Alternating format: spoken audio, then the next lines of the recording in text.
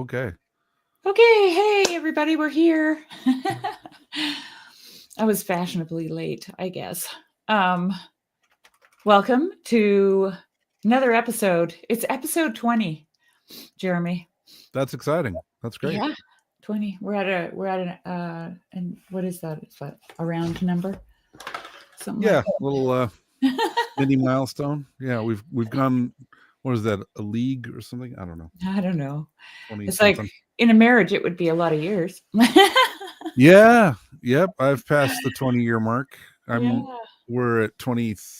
We're coming up on it. Well, we're past our 23rd. Let's put it that way. So, Hi, Chad. hello, Chad's here. McMo here. Yeah. Very good. Very good. Very good. It's been a while. We have not done a show. We took a hiatus for the holidays. We did. I was sick mainly. Yeah, how did that go anyway? It was brutal. I had a rough flu. Yeah. It was tough. I like genuinely really not able to do much for about a week and a half, and then another week after that of kind of recovery, not feeling great, but okay, And the holidays. Yeah, and then the holidays, and we've been installing a new sound system at the church, and I've been a very big part of that. So that took up a lot of my time, which has been great. It has the surprising effect of when you make it so that people can hear better. Thankfully, it means that they're quieter during the service. We don't get these little side conversations anymore. It's really nice. Oh, interesting. So, yeah, well, it's a big church, right? Yeah, it's fairly big. Yeah. Yeah, we get between 250 and 300 people a week. Wow. Yeah. Wow. And 100 of them, well, no, I would say 50 of them are catechumens. Yeah, McMo, please come to my parish. You can run our sound. That would be amazing. For a price. We could pay you. I mean, it's probably not your rate, but we could pay you. Yeah. Oh, I did see that, Chad. I'm sorry I haven't responded to you yet. I have to look into whether it's a schedule conflict. I am interested, but I'm not sure if it's a schedule conflict. I'll have to look. So let me get back to you. McMo says he would consider that. I would love it because I'm running the sound right now, and I'm also the treasurer, so I'm pretty busy. Oh, he's got the money, McMo. Yeah, I'm the treasurer, so sure we can talk. But no, it's actually really fun. I haven't run live audio for a long time. I did it earlier in my career, and so now I'm doing it. It's easy. We've got 4 mics for the priests and the deacons, and then we've got the reader stand mic, and then we've got a choir mic, which is new for us. That's a huge upgrade. Everyone's very excited about that. So yeah, that's cool. There you go. That'll help if you need it. Cool. Yeah, I will take you up on that, McMo. That'd be good. Here. I've had a couple of little issues, but you should move to Utah as well because we don't get we have much our weather is easier to deal with. Let's put it that way. Our weather this year has been so good. Like, it's phenomenal. Oh, nice. We've hardly had any snow. It's been warm. It's still warm. It was like +3 Celsius today. Wow. Which is, I don't know what it is in Fahrenheit. That's like 38. Yeah. And Fahrenheit. I mean, for northern Canada, that's like tropical. Yeah, that's nice. Yeah. And I was talking to a receptionist at the vet clinic the other day, and I said to her, they said, yeah, the winter's been great because they know, all the stuff I have to do. Yeah. And I said, yeah, I think you guys might be having to thank me for this weather because I've been praying. Yeah. That's great. Yeah. Yeah. So yeah, no,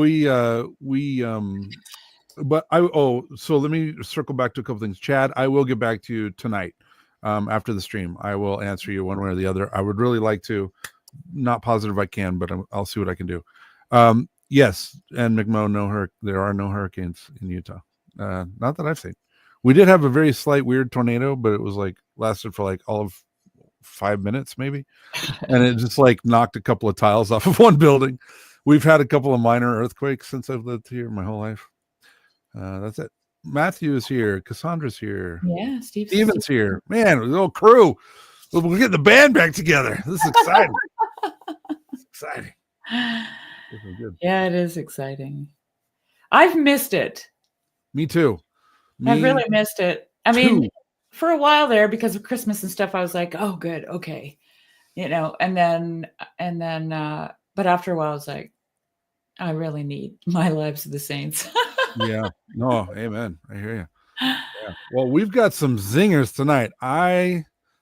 This is gonna be fun. Like we're coming back with some good stuff. This is gonna be really stuff. Good. Yeah. Well, I know of the one which I titled the episode St. Brendan, but you're surprising me with the next one, so that's cool. Yeah. St. Brendan is great. And I'll tell you the story of how I don't like to drink Baileys, but I do like Irish cream whiskey, and I drink St. Brendan's Irish cream whiskey. Oh. And I was just sitting there one night close to the Christmas season, and I was like, St. Brendan, let's look up St. Brendan. And his story is amazing. I love the story. I did not know St. Brendan. I think Pajot just did a recent thing on him too, but I didn't. What's that? I think Pajot just did a recent thing on St. Brendan. Oh. But I didn't watch it. I mean, not recent, like maybe last month or something. Yeah.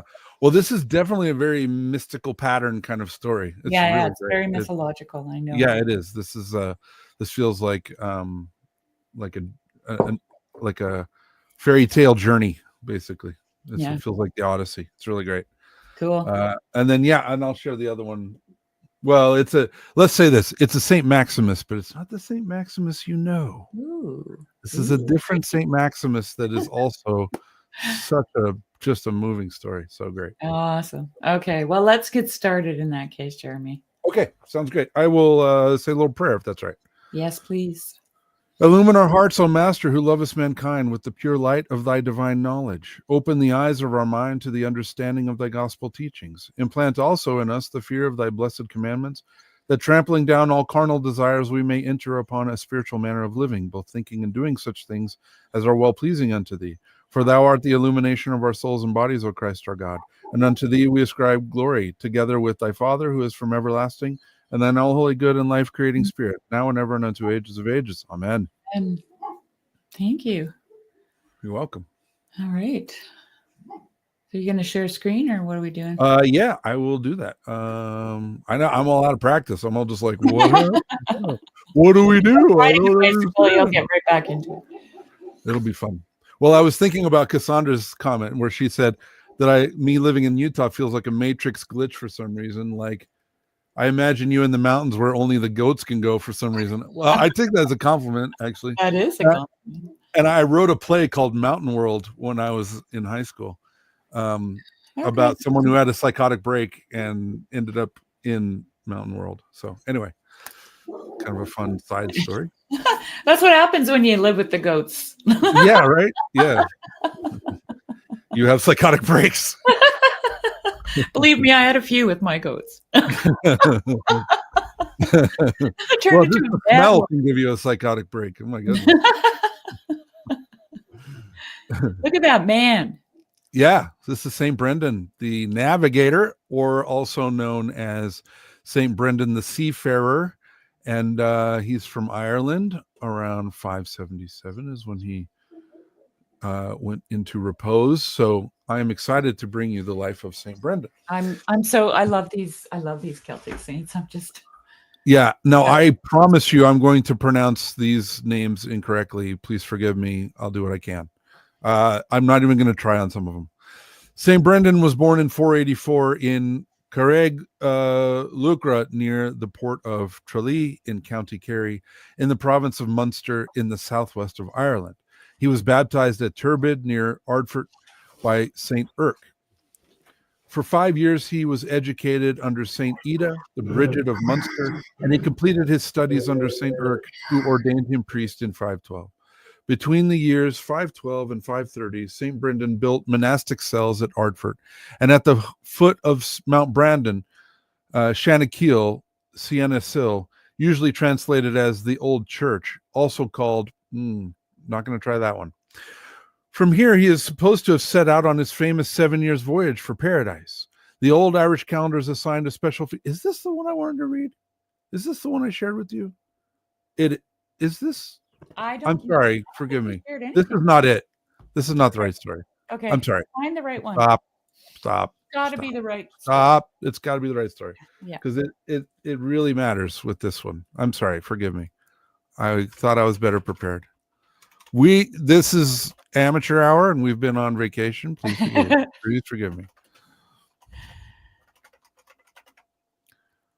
My dogs came in and just bitched at each other, and they're both girls. Don't do that sometimes. We are rusty, McMo. Yeah, I know. I'm sorry. I feel bad. I know. I am. I'm just this is total noob hour, and I'm like scrambling over here trying to find it. Man. Okay. I thought I sent you the link, but I'm not sure the link I sent you is the right one. Oh, I can search my history. Let's try that. This is so bad. I'm sorry. Okay, should I sing this little song? Shine on, harvest moon, up in the sky. I had no loving since. Oh, I have no link here, Jeremy. Not that I can see. Oh, this is bad. I don't have it in my browser either. January 5th. Crazy. Was it on my phone? I don't know. Anyway. Oh, wait. Did I send you? I sent you a link in Discord, but I don't think I think the link I sent you is the wrong one too. This is sad. I've got it right here. I've got it here, and I'm going to send it to you again. I found okay. It. Oh no, that's the one you were reading. It's the same one. I think this is. Wait a minute. Let me just send you the link that you. Yeah, this is not the right one. Oh man. Then you can decide. I feel bad. There you go. Just send it. But it looks like the same. It's the same. I think that's the same one. Yeah. Shoot. What to do? Okay, let's just. Yeah, this is because this one is a little too like it's a little too what do we call it? It's a little too like. Did it actually? What is the actual? And it's like, no, that's not what we're talking about here. St. Brendan is lost at sea. Yeah, amen. Yeah, no, I thank all of you for your patience. I'm sorry, this is terrible. I feel like a dork. It's okay. We're just entertained. We're gonna get it at this point. Oh man, this is Lives of the Saints entertainment at the moment. I know this is so dumb. This is the worst way to do this of all time. Maybe there's a good link in here. Maybe it's in here. You got on you. I don't know. What if I read a poem? Oh, that would be nice. That would be great. Let me see if I can find one. I don't have one about St. Brendan, but I've got a nice one here. Would you like to hear it, Zeta? Yes, please. That would be. Woodpile by Robert Frost. Yeah. Out walking in the frozen swamp one gray day, I paused and said, I will turn back from here. No, I will go on farther, and we shall see. The hard snow held me, save where now and then one foot went through.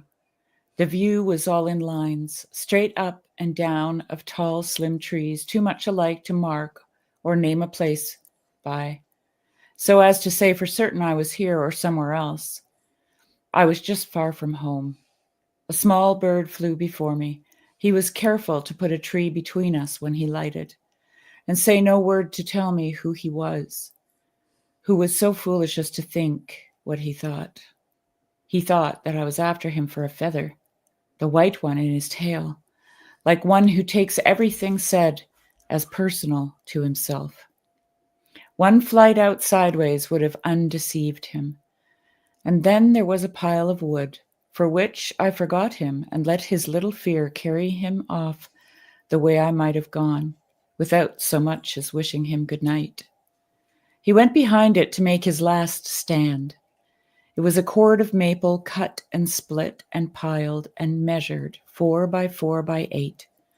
And not another like it could I see.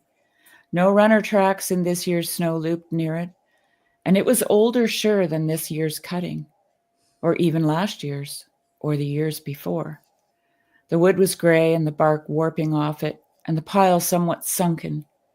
Clematis had wound strings round and round it like a bundle.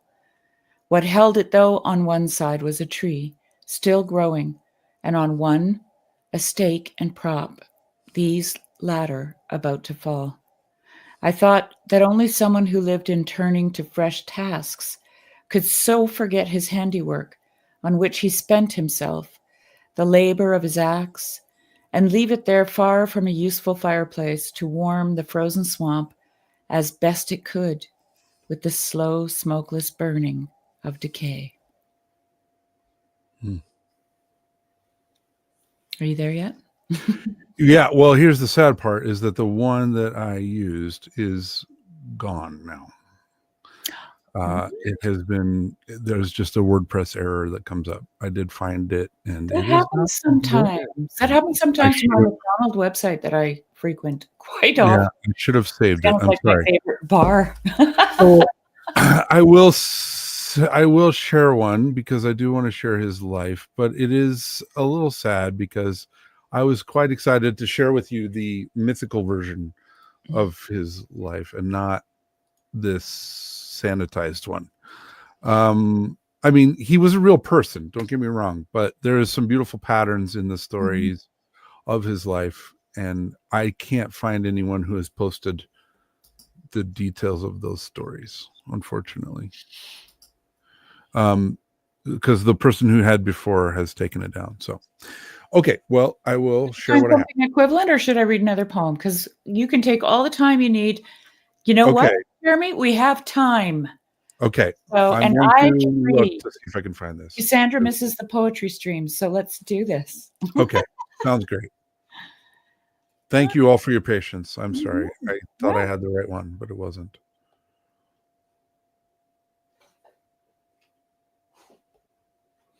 All right, let's see what I can find here.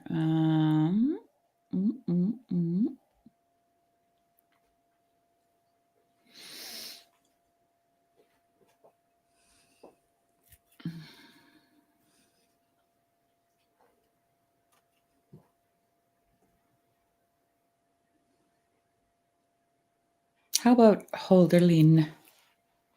I only have one from him. Oh, no, I have two. There we go. Gives you some time. Okay, When I Was a Boy by Holderlin. When I was a boy, a god would often rescue me from the shouting and violence of humans. Then safe and well I would play with flowers on the meadows, and heaven's breezes would play with me. And as you delight the heart of plants, stretching their tender arms towards you, Father Helios, so you delighted my heart. And I was your beloved, just like Endymion, holy Luna, all you faithful, friendly gods. I wish I knew you. I wish you knew how my soul loved you. Naturally, I couldn't call you by name then, nor did you use mine, as humans do, as if they really knew each other. But I was better acquainted with you than I ever was with humans. I knew the stillness of the ether. I never understood the words of men. The euphony of the rustling meadow was my education. Among the flowers, I learned to love. I grew up in the arms of the gods. That's a beautiful poem, actually. That is beautiful. And you know what? By your prayers, we found it. Awesome. I could read one in German. No, I'm just Okay, go. Well, that would get us banned off YouTube. I'm sorry. Okay, let me share screen, present, share screen. Now I share the wrong one. That would be funny. Where to go? Quit with the poetry. There it is. Okay, here we go. Stephen, this new season sucks. Yeah, I know. Sorry, Stephen, buddy. We are amateur hour. What can you do when they take away your favorite website off the internet? They did take away the one I was planning on sharing. So it's okay. We're good. But we'll do it. We got it. This will work. In a very real sense, the history of our parish begins with this saint who became known as St. Brendan the Navigator, whose story is filled with images of mystery and adventure. Brendan was born in Tralee in what would one day be known as County Kerry, Ireland, I think it's County Kerry, Ireland, about the year 484, just 10 years after the death of St. Patrick. What we know about his life comes to us through a tract known as Navigat Sancti Brendani Abbadis. I'm sorry, Latin lovers. The Voyages of St. Brendan the Abbot, written about 3 centuries after his death. This recounts how Brendan founded the monastery of Clonfert near the center of Ireland. There he served for many years as abbot of a community of over 3,000 monks, a number which historians tell us was common for 6th century Ireland. Fervent in zeal, Brendan was filled with his desire to bring to other lands the faith which had only recently transformed his own homeland.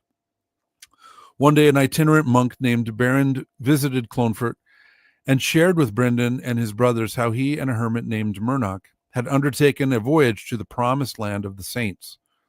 Berend described sailing to a land in the west where they walked about for 15 days without needing to eat or drink.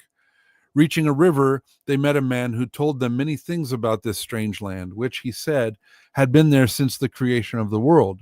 He instructed the 2 travelers to return home and escorted them back to their boat, whereupon they set sail and returned to Murnoch's monastery. Enthralled with Berend's tale, Brendan selected 14 monks from his own community and confided to them his desire to visit the promised land of the saints. After praying and fasting, Brendan and his companions set out for Inishmore of the Aran Islands to seek the blessing of St. Edna. Near a small creek under a mountain now called Brendan's Seat, they pitched camp and built a small wood-framed boat covered in ox hides, tanned with oak bark, and smeared the joints with animal fat to seal them. In the boat, they placed supplies for 40 days and other equipment. As they prepared to set sail, 3 strange monks approached them, asking to be taken along. Brendan agreed, but warned that 2 of them would endure a hideous end and that the 3rd would not return from the voyage. Brendan and his companions sailed westward for 15 days until they lost their bearings and drifted to an island which looked like a huge rock tower with streams cascading down its cliffs. Finding a small harbor, they landed and were greeted by a dog which led them to a hall where they found food set out for them. They stayed for several days, and the whole time they were on the island, they saw no one, yet always found meals set out for them.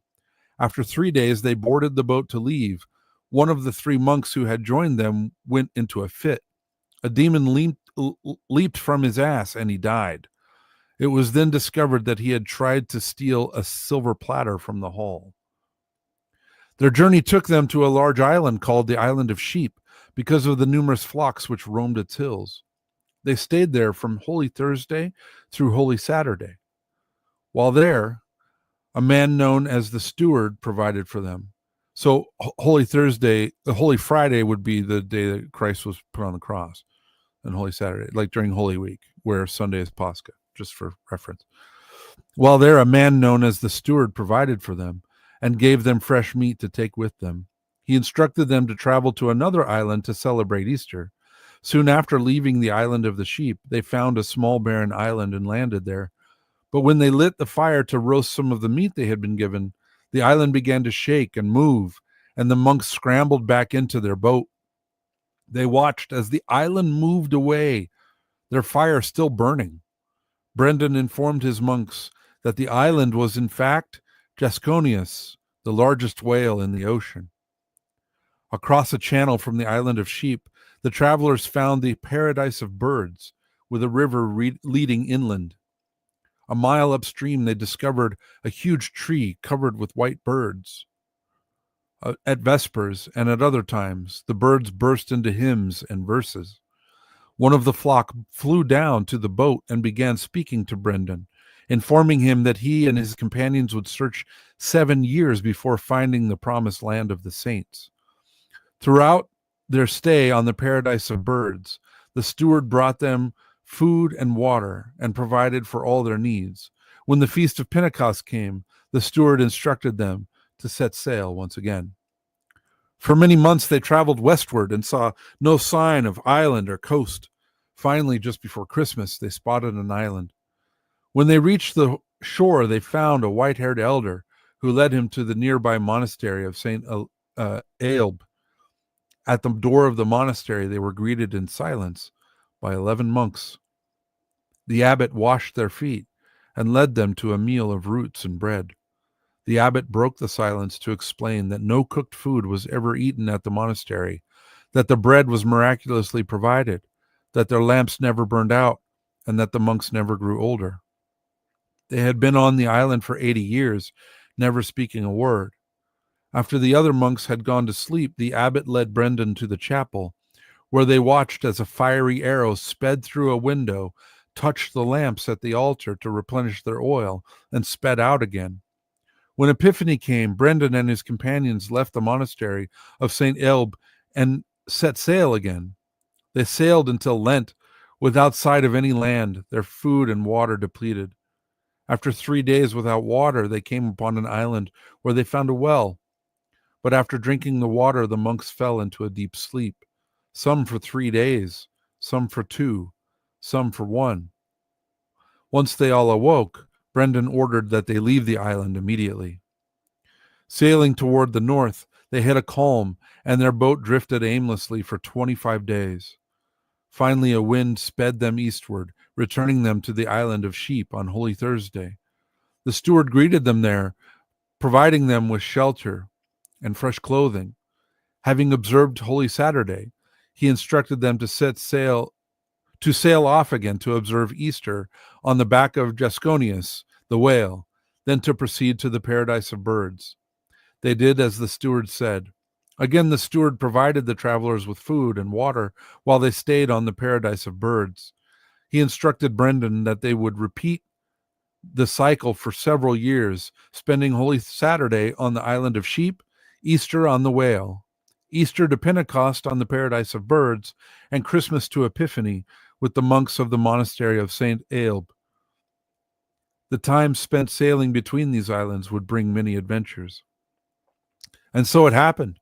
During one of these times, the monks saw speeding toward their boat a huge beast spewing foam from his snout, looking as though it will devour them. The monks cried out in fear, but just as it drew next to the boat, a second beast came from the west and attacked the first beast, cutting it into 3 pieces. Then the second beast swam back the way it had come. On another occasion, a flying griffin attacked their boat, but before it could strike, a large bird dove out of the sky and killed the griffin. One day the companions came upon an island on which they found 3 choirs. They found 3 choirs, one of boys, one of youth, and one of elders. Throughout the day they sang the praises of God. A cloud of extraordinary brightness covered the island from dusk till dawn. When the travelers were ready to leave, the choirs invited one of the 3 monks who had joined Brendan's company to stay with them on the island. With Brendan's blessing, the monk remained. After this, the wind blew them to a rocky, barren island from which came the sounds of hammer and anvil. Filled with apprehension, Brendan and his companions made a valiant effort to row away, but an islander appeared from out of a forge and threw a huge piece of slag at them. It flew over their heads, and when it fell into the sea, the water boiled and hissed. Other islanders rushed to the shore, likewise hurling slag at the boat.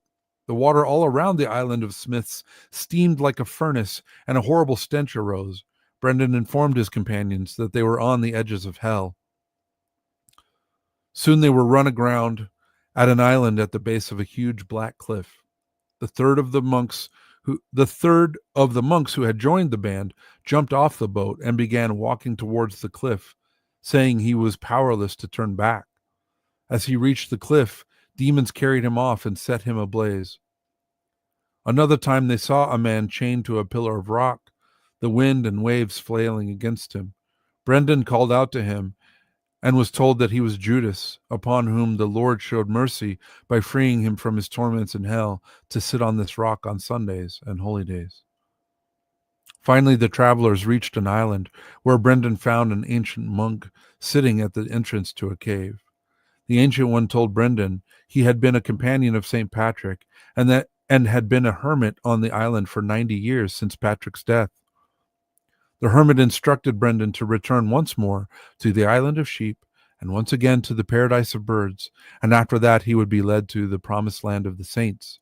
There he and his companions would stay for 40 days and then be brought safely home to Ireland. After receiving the ancient monk's blessing, the companions sailed off and came to the island of sheep, where they were once again attended to by the steward. This time, when they prepared to leave, the steward joined them in their boat. Next, they met Gasconius, who brought them on his back to the paradise of birds. After filling their water vessels, the companions set sail with the steward as their guide, for, he said, without them, they would never find the promised land of the saints. On the 40th day, a great fog swallowed up their boat. The steward told them that the fog always surrounded the land for which they had been searching these 7 years. An hour later, a brilliant light shone forth, and the boat touched shore. The monks disembarked and found a beautiful land filled with fruit-laden trees. They explored the land for 40 days, never coming to the end of it. But on the 40th day, they discovered a wide river, which Brendan said they should not cross. A young man approached and greeted each of them by name. He explained that God had delayed them in finding the promised land of the saints so that they might discover many things along the way. He instructed them to gather up fruit and supplies and to set sail, for, he said, Brendan's last days were near. The promised land, he assured them, would be made known to Brendan's successors at a time when Christians were being persecuted, so that they might find a new home and peace. Brendan and his companions gathered up fruit, and taking their leave of the steward, sailed out into the fog. They came again to the island of the ancient hermit, and stayed there with him for 3 days. They set sail once again, and returned safely to Ireland. The monastery at Clonfert greeted him with great joy, and he recounted to them everything which they had encountered on their journey.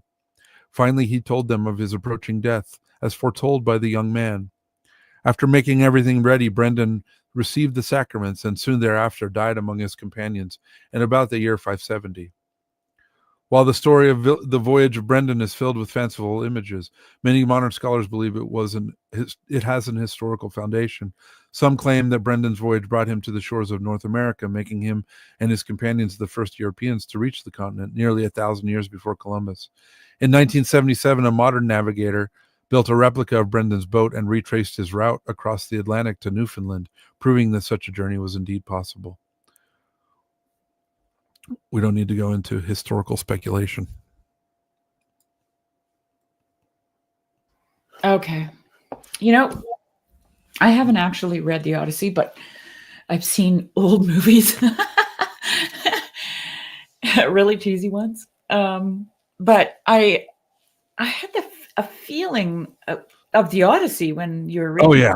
Yeah. No, that definitely has some overlaps and some similar patterns. Yeah. That was amazing. I love that story. I love it. So very good. And you're right, Cassandra. I need to Internet Archive it next time. Thankfully, I was able to find it.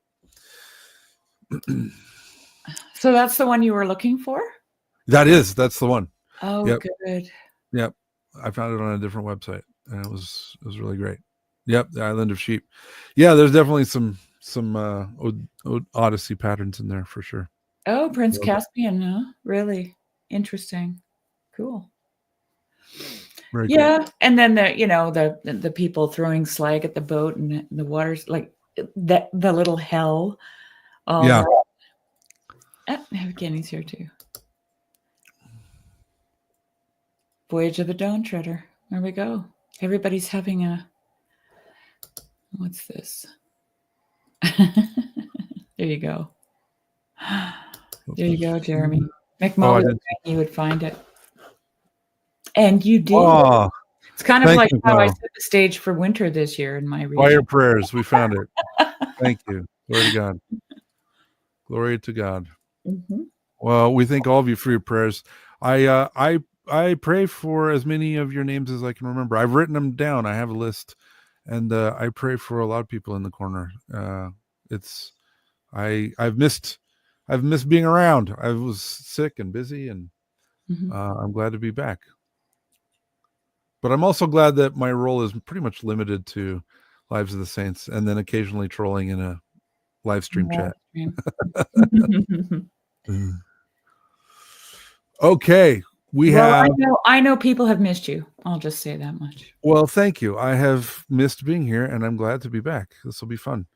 And we have a Saint Maximus now, but it's not the Saint Maximus you know.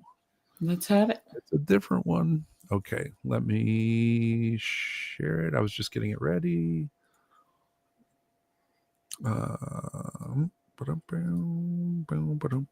Joy's here. I saw her. Yeah. Matt's here. McMo, Parlato, Cassandra. Oh, the old crew. This is great.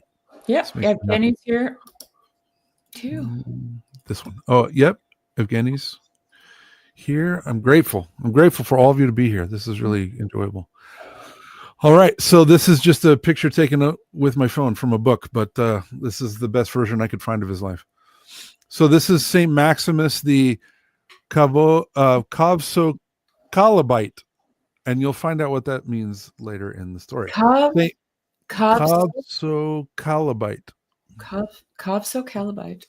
Calabite. Okay. Saint Maximus was a native of the city of Lampsacus on the Hellespont. So this is close to Constantinople. He grew up in piety with a fervent devotion to the Holy Mother of God through his frequent visits to the monks of the region.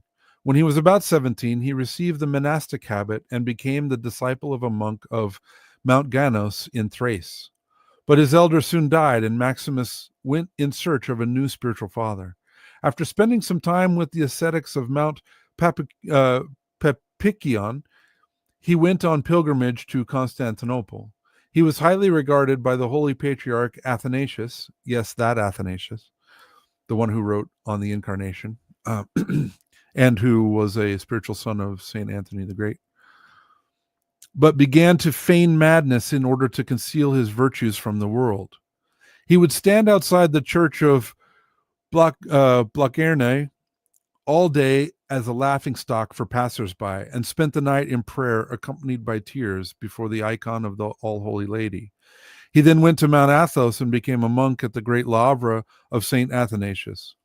With total submission and complete obedience, he emulated the virtues of the saints who had shone in that place. He lacked even the solace of a cell, and when he chanted in church, his intellect would be undistracted from inner prayer, and his eyes would stream with tears continuously.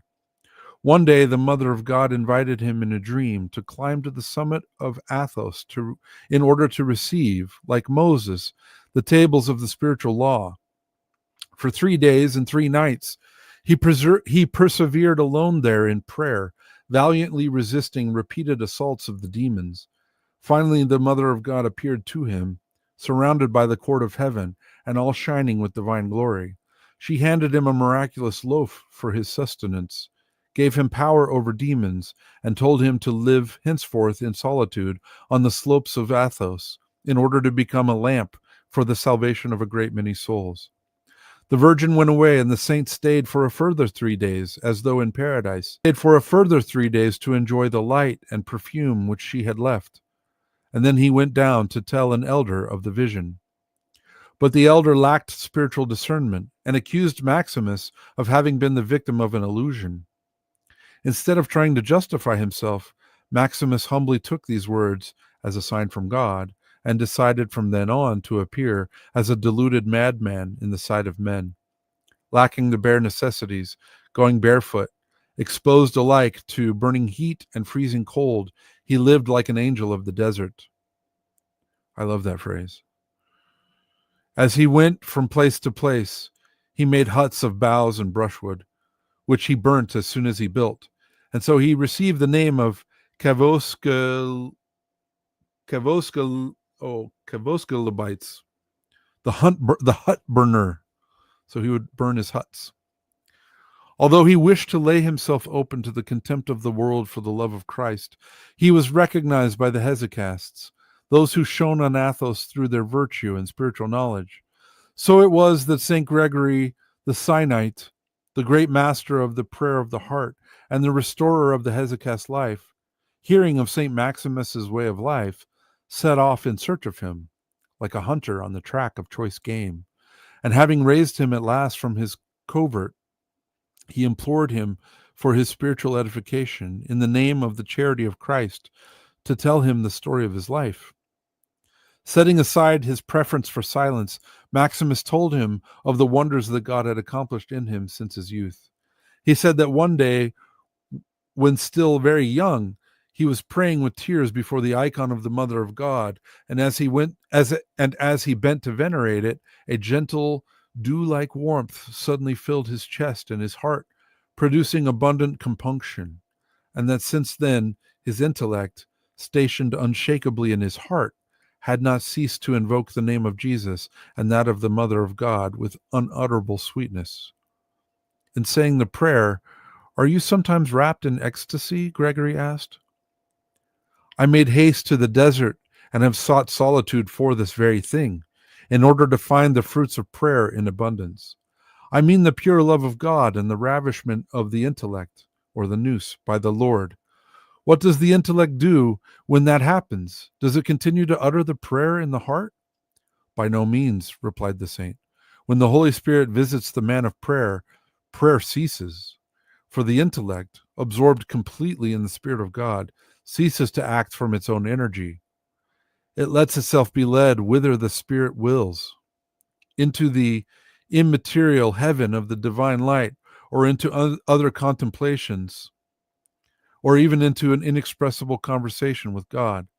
For just as wax, which is by nature hard, burns and becomes all fire and all light when brought into contact with fire, although remaining a material quite distinct from it, in the same way the intellect, insofar as it remains in its separate nature, conceives only what is connected to its nature and under its power. But when the divine fire, the Holy Spirit, draws near, it burns with the fire of the Godhead, carried away by the power of the Spirit. Every thought and every concept vanish. And I did not scan the other pages of this story. I'll be right back." I have to go get the book. Forgive me. I know this is total amateur night. This is an amazing story. Sit with that. There's a reason. There's a reason for this. There is. I understand. I'll be right back. Excuse me. It's all good.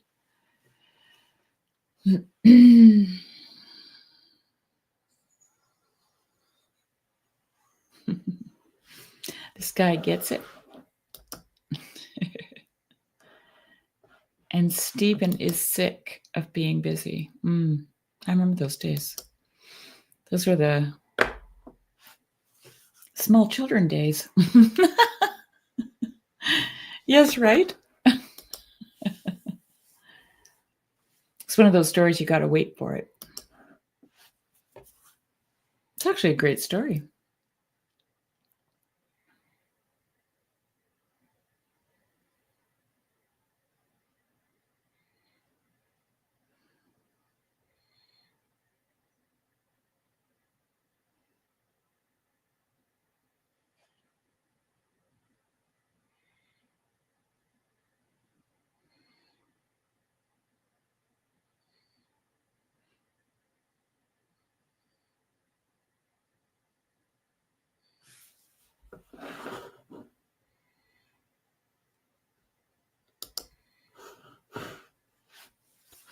Now you get the rest of the story. But I won't be able to share it on screen. Okay. Anyway, we'll go back. I'll repeat that. That was a beautiful sentence. I'm going to just start with that whole sentence again. Sure. "For just as wax, which is by nature hard, burns and becomes all fire and all light when brought into contact with fire, although remaining a material quite distinct from it, In the same way, the intellect, insofar as it remains in its separate nature, conceives only what is connected to its nature and under its power. But when the divine fire, the Holy Spirit, draws near, it burns with the fire of the Godhead, carried away by the power of the Spirit. Every thought and every concept vanish. And the whole intellect, swallowed up by the light of God, becomes divine and radiant light. What are the signs of illusion and the signs of grace? Gregory asked. The signs of diabolic illusion are disturbance of spirit, hardness of heart, fear, agitation of the thoughts, vain imaginations, and terrifying visions of light and fire, vanity and anger.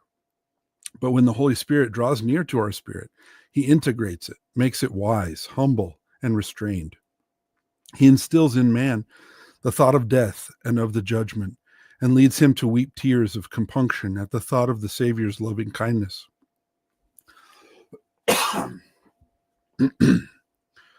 He raises the intellect to contemplation of things on high and illumines it by bathing it in the divine light. He gives peace to the heart and conveys unutterable joy and exultation to all its powers. As the apostle teaches, the fruits of the Spirit are joy, peace, patience, gentleness, charity, compassion, and humility. On hearing these words, St. Gregory was full of admiration, and from then on, he regarded Maximus as an angel rather than as a man. He begged him to give up his roaming life and feigned madness, and to establish a fixed abode where he could illumine the world with the light of his experience. Maximus obeyed, and he settled in a hut of branches, but he made no provision at all for the necessities of life. Having thus cast himself upon Providence, he regularly received a warm loaf from heaven for his nourishment, and he drank seawater made sweet by his prayer. There were many occasions when monks saw him lifted up in the air during his prayer, or completely surrounded by such a brilliant light that they thought his hut had caught fire.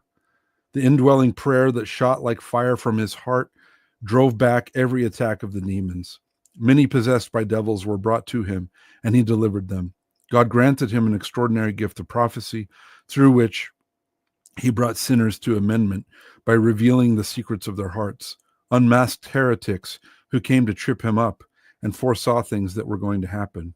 Thus, when the co-emperors John VI and John V visited him, he predicted the civil war that would soon divide them, and years later he informed the Holy Patriarch Callistus that his death was near at hand. Up above his hut there was a cave where he later spent more than 14 years before settling near the Lavra in a small cell, which he bequeathed to his disciple and biographer, Saint Nephon.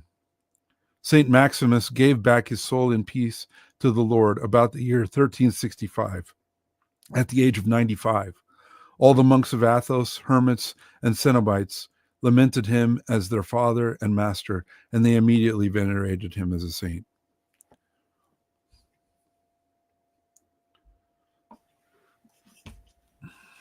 Well, you picked a couple of real good ones this week. Yeah, I thought we would come back with some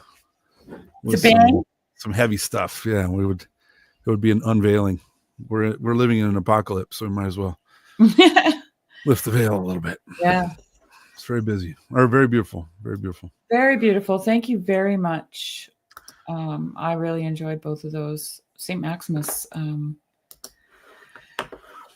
Yeah. So he went to be a hesychast. Yep. When did Palamas write the, his treatise on energies and essence? Do you know? That was later. Well, no, actually, that was about that time. They were contemporaries. It was about that time, yeah. Let's see. I'm looking it up. That's a good question. I think it was right around the same time. So Gregory Palamas lived from 1296 until 1357. Yeah. So right around the same time. Yeah. And it was in the same area too. So. All right. Well, I just put a link in the chat. So if anybody wants to join us, we don't have to talk about the stories. We can talk about Christmas and New Year's and Yeah, whatever. Whatever you like. We got Theophany, we got Nativity, we got all kinds of stuff going on. This Yeah. is Yeah. this is a happy season. This is a beautiful season. Yeah.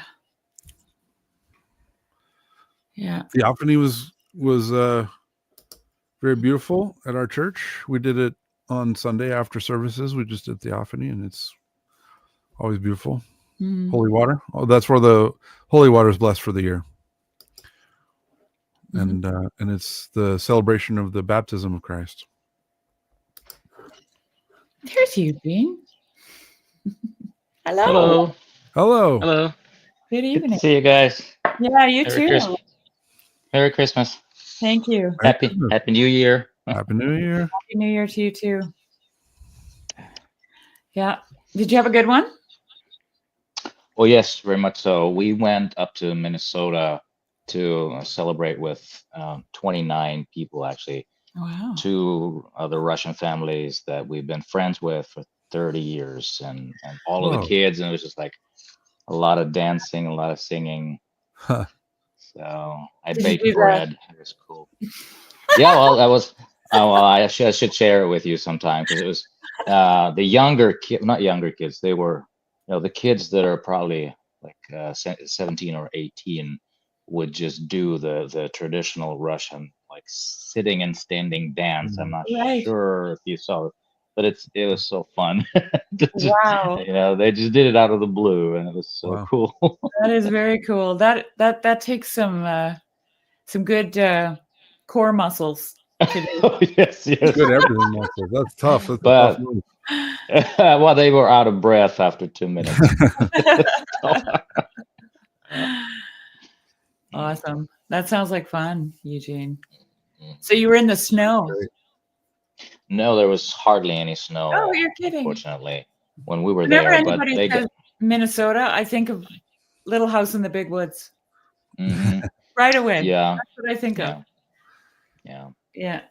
That's all I ever wanted when I was a kid. I wanted to have a little house in the big woods, and look at me now. Oh, there you go. Dreams come true.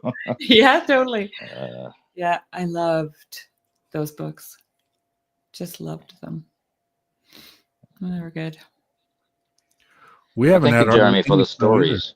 Oh, you're welcome. Yeah, no, it's glory to God.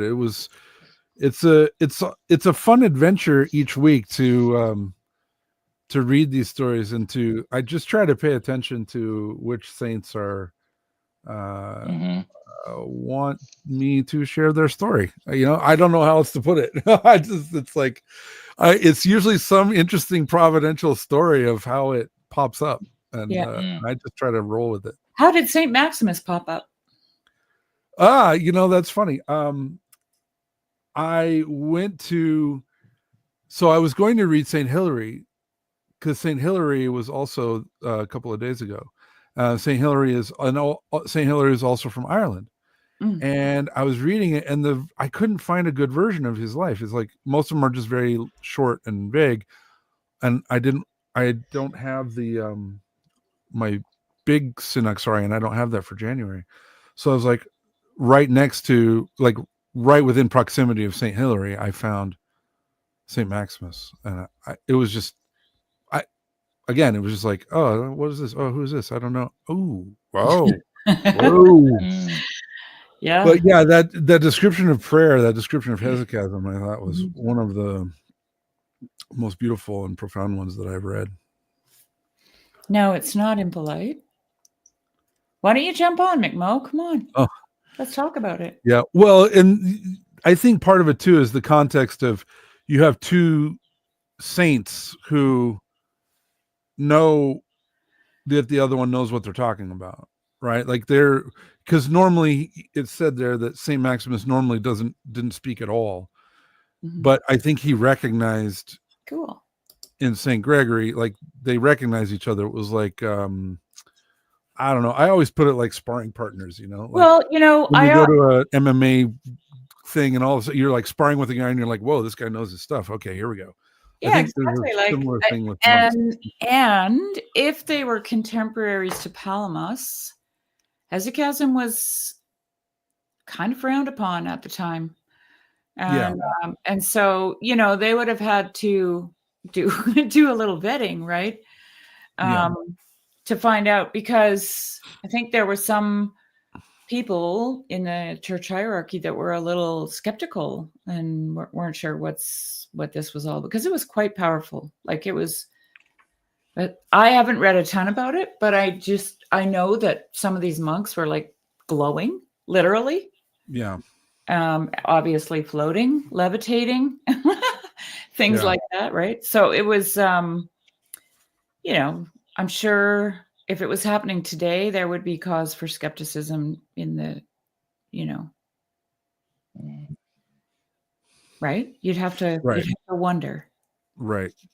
Yeah. You'd Well, only- yeah, that's always the thing, is that it is easy to be deceived. It is easy to, angels of light, and to lack discernment and be taken for a ride.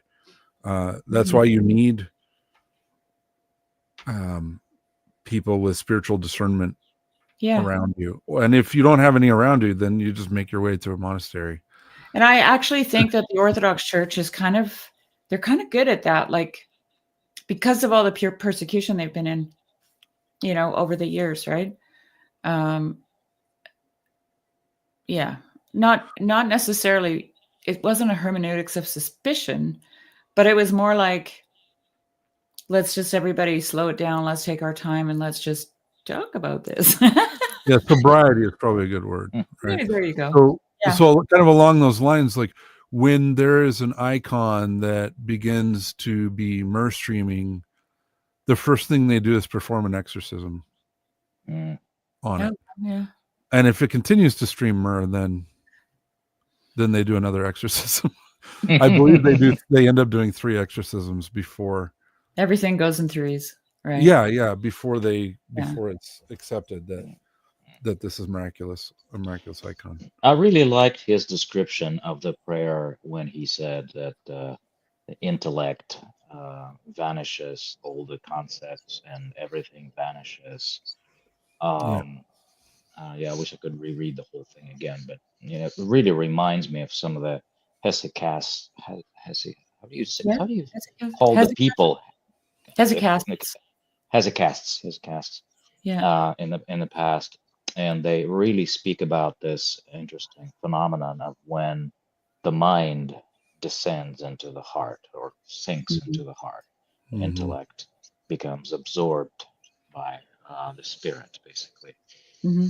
And when it's still to this day, it gives me goosebumps when I think about it. And I know what you mean, Jeremy, about the dangers, all kinds of visions, etc. But at the same time, the other extreme is just as dangerous. It seems like that when the mind is not in the heart, it really goes amok. Mm-hmm. Yeah, and it's just like both are. There can be 2 extremes to that.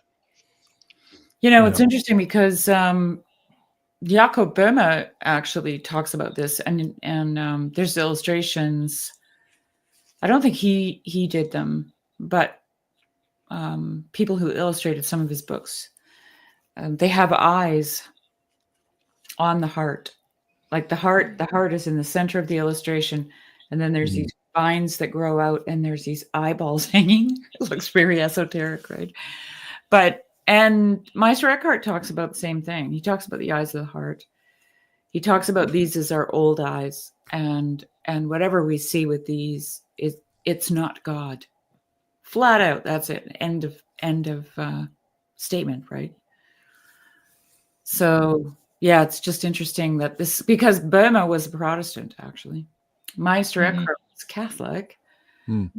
And so this is something very cross probably even cultural to a certain extent, I think. Hello. Welcome. Hey, McMo. Can't hear you. Hello. Can't hear you. Can't hear you, buddy. Up. Muted. Do some technical difficulties. Yeah. He's a wanderer. definitely praying for people in North Carolina and in the area there, and praying for people in California as well. This is What's a rough happening in time. North Carolina? Well, the Happening hurricane. now? They're still Okay. recovering from the hurricane. Test. There we Can you go. hear me now? Yes, sir. Yes. That's not the word, Matt.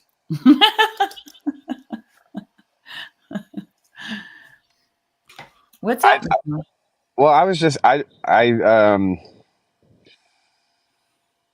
the last saint gave me lots of thoughts. But it did kind of strike me that it was a bit peculiar that was like a question that I don't know if certainly I don't think anybody's ever asked me, which just means that I'm better at feigning madness than Saint Maximus is. But yeah, like the question of, have you experienced ecstasy in prayer? I guess I could imagine somebody asking a question like that from like a Pentecostal perspective or something, but then it gets kind of transformed into this, like, have you received the gift of the fire or whatever, the baptism by fire kind of a thing.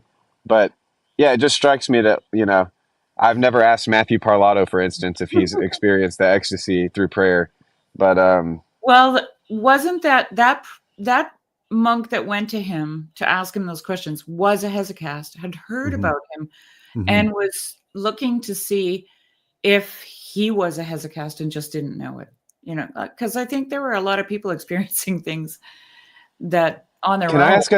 Can I ask a dumb question? What's a hesychast? Jeremy? So it's someone who practices the Jesus prayer, and they've practiced it enough where it's just like the phrase that Eugene pointed out as well, where your mind descends into your heart, and at that point, basically your heart takes over praying, and you're praying all the time. You don't stop praying ever after that. The prayer and the breath become the same thing. Yeah. Okay. Yeah. So that's the context. That's when he says, have you experienced ecstasy through prayer? The prayer that he's talking about is like the repetitive prayer. Okay. Jesus prayer, etc. Okay. Gotcha. Lord Jesus Christ, have mercy on But me. I believe contemplative. the word contemplative. I also believe the word hesychia in Greek means silence. Yeah, and So stillness. Hesychasm. Yeah, it's stillness and silence. Yeah. Yeah, so these guys, this was happening in monasteries, Mi'kmaq, and I can't remember who it was that Palamas was responding to. There was a certain monk came to visit or something and saw this happening. He was like aghast, right? Because like these guys, like in the story there that Jeremy read, that guy was levitating.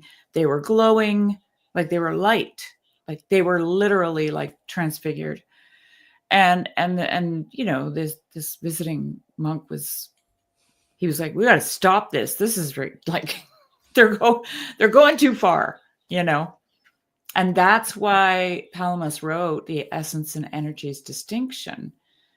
And it's interesting because a lot of people want to discuss and oh well, I don't believe that's true. God's essence, and they want to get into the weeds about the whole argument that Palamas is making, but that distinction would have never been made had it not been for these monks who were being accused of something that wasn't godly, right? Yeah. So Palamas also was talking about the name, invoking the name of God, and the controversy is really interesting. That he was basically claiming that every time you invoke the name of God, God is actually there, present in the name. And I think he was. I don't think anybody actually put it like this before, and that was discussed for quite a while, whether it's even possible, or whether it's just a new type of heresy or something. And then it was had to be accepted. It had to be discussed, sorted out. Yeah. So the saying of the repetitive prayer, it was basically a very short version of Jesus's prayer, or the sinner's prayer. Mhm. where you name God, and then you are in God at the same moment in the naming. Yeah, and Jeremy, didn't you say that when you approach a monk's cell, you have to say, "Lord Jesus Christ, have mercy on me, a sinner"? Yes. Otherwise, they're not sure if you're a demon. Yeah. So Yeah, that's you have to ring a interesting. bell and say a Jesus prayer. Yeah, I mean, because for that- like the elders, you just- not for every monk, but for elders. Like if you want to meet with an abbot or if you want to meet an elder at a monastery, like if they're in their cell, yeah, you'll ring a bell and then you'll say the Jesus prayer, and then they'll let you know if you can come in or not. So what Eugene was just saying, that when you do that, you how did you put that, Eugene? You're in God, and Yeah, invoking the name kind of equals you are in God. When Yeah, you yeah. name God, you are in God. right. And God is in you. Mm-hmm. So, yeah. I'm not that familiar with the essence and energy distinctions. Can anybody connect the dots between why that's like Not important. it's all? That's what I always say. Well, it seems extremely important to a lot of people. Yeah. Well, it was Extremely important. It was important to save the hesychasts from being Yeah, killed in the monastery. yeah. So this is I'll do my best. I'm not smart, but I'll do what This is I'll do Catechism my- 101. I thought. I I'll thought that this try. is what you get into the I'm first. not a priest. Forgive me. It's I'm not a priest, but I'll try. Okay, so Yeah. basically this was how the Orthodox explain how we have a transcendent God and an immanent God simultaneously. So the transcendent God is outside time and place, outside of like, even if you say God exists, that's not true in a certain way, because he is existence. He doesn't exist, he is existence. Existence is embedded in him. So we have this transcendent God and the apophatic God, which is like saying basically just, you can't really say a lot about God. You can just try to understand what he's not a lot of times. And he's not in this realm. He's not bound by time. He's not bound by space. So that would be, and the essence, another word for it is substance. So essence of God. So you and I, McMo, I assume, are human beings. We share the essence of being human, but you are a person and I am a person. So we share the essence of human. So we're both human, but we are persons that are distinct. Right. So is it the essence of God that is the apophatic side, or is it the energies that is the apophatic side?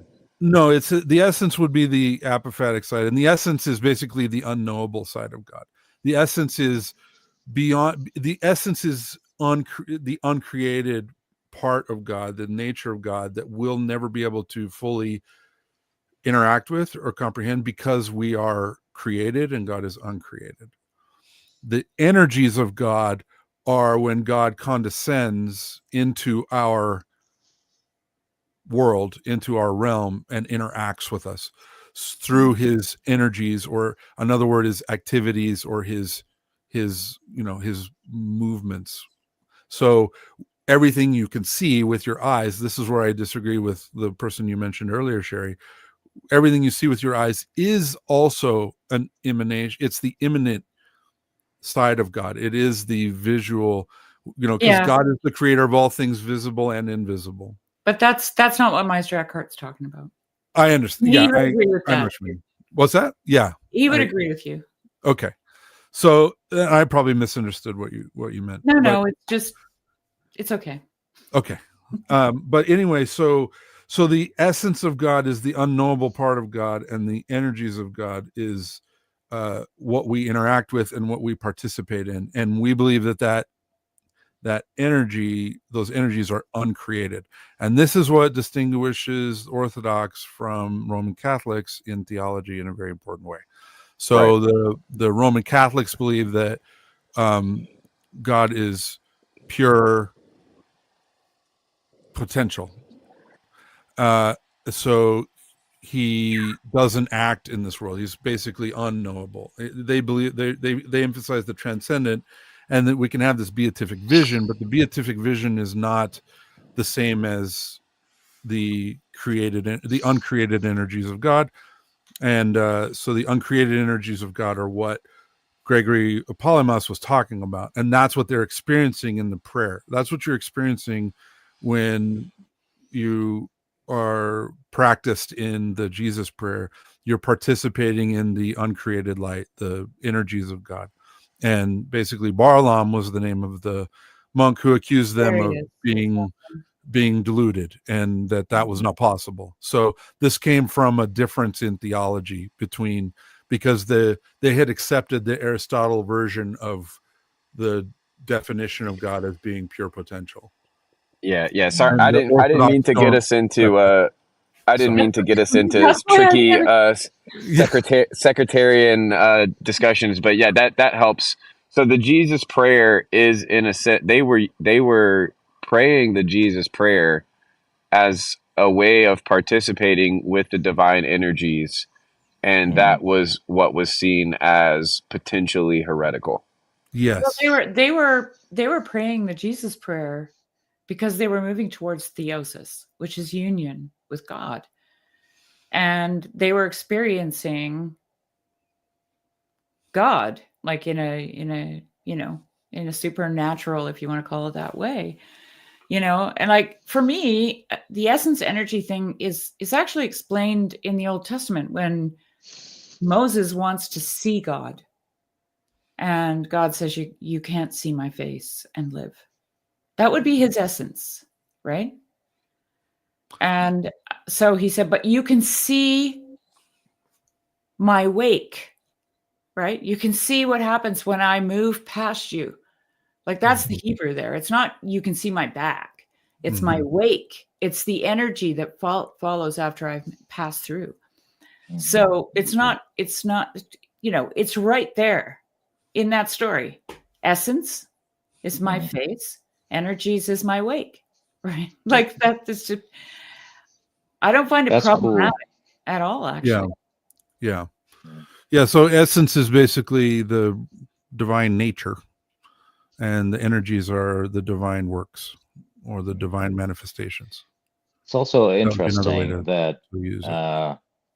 it's also interesting that when Jesus teaches, the Lord's Prayer, like give us our daily bread. I read somewhere that the word translated as daily actually was a neologism. Like he came up with the word on the spot, and it means actually super essential. And literally translated, it means super essential.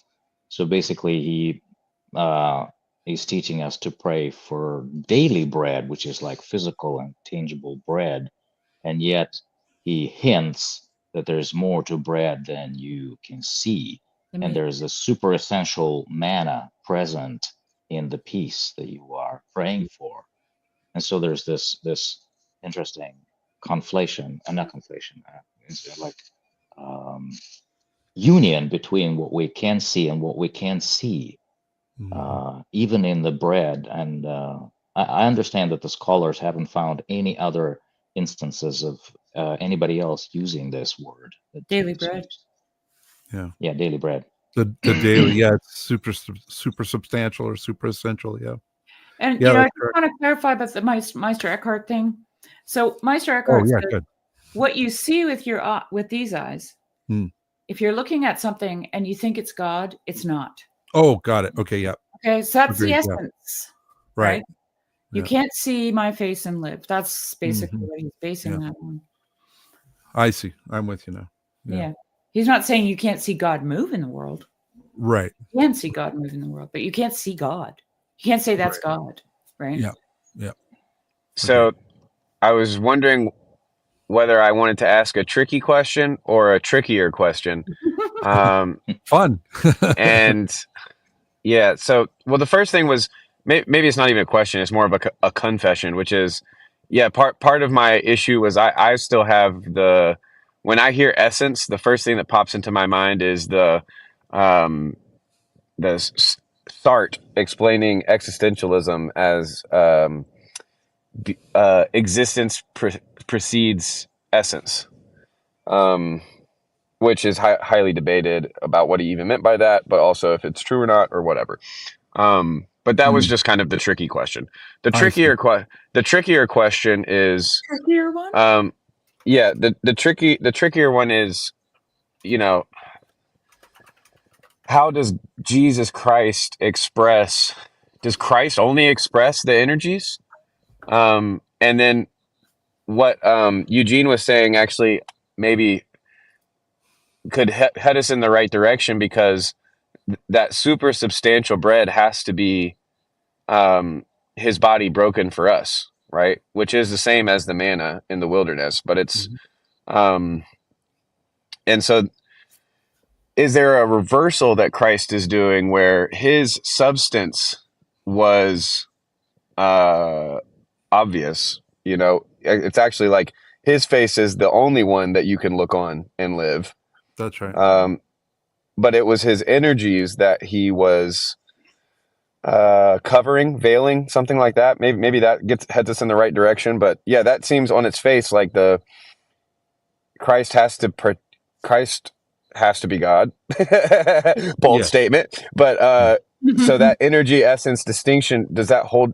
Am I onto something there with it flip-flopping in Christ, or what is the kind of, you know, the small O orthodox to big O orthodox view on that? And I'm not trying to make this an inquisition, you know, I'm thinking out loud. That's a great question. And I think the transfiguration is a good entry point, I think. So when Peter, James, and John go up on the mountain, they're God's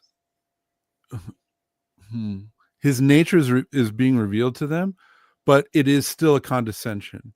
So they're able to see who Christ was on the mountain because they had been transfigured to be like him, to be able to see him that way. His glory was revealed. However, we will only ever be able to see Christ. He's the manifestation of God to us because of our created nature. Christ took on our nature to heal it so that we could see him. But we'll never be able to see God the Father because God the Father is uncreated. He's beyond. Now, Christ is also uncreated. We believe that as well, but Christ is the condescension of God to us, and he is the way that we can interact with God's energies, because we cannot experience God's essence in its fullness because of our created nature. If we were to experience it in its fullness, we would be annihilated. How about this? So you've got God the Father beyond, God the Spirit between, and then it seems like it would be Christ would have to be something like Emmanuel, God with us, or maybe even better, he's an interpenetration of us, because that's where you get the dynamic of Christ being in my heart, me being in Christ, and those two kind of that split identity, but still pulling itself together towards theos. This is theosis, right? So, this seems like tricky waters. You know, this is very experimental theology that I'm spewing. Please do not trust the Christian absurdist. Anyone, go back and listen to the saints, not me. Yeah. No, I think you're on the right track. As far as I understand, or as far as I understand you.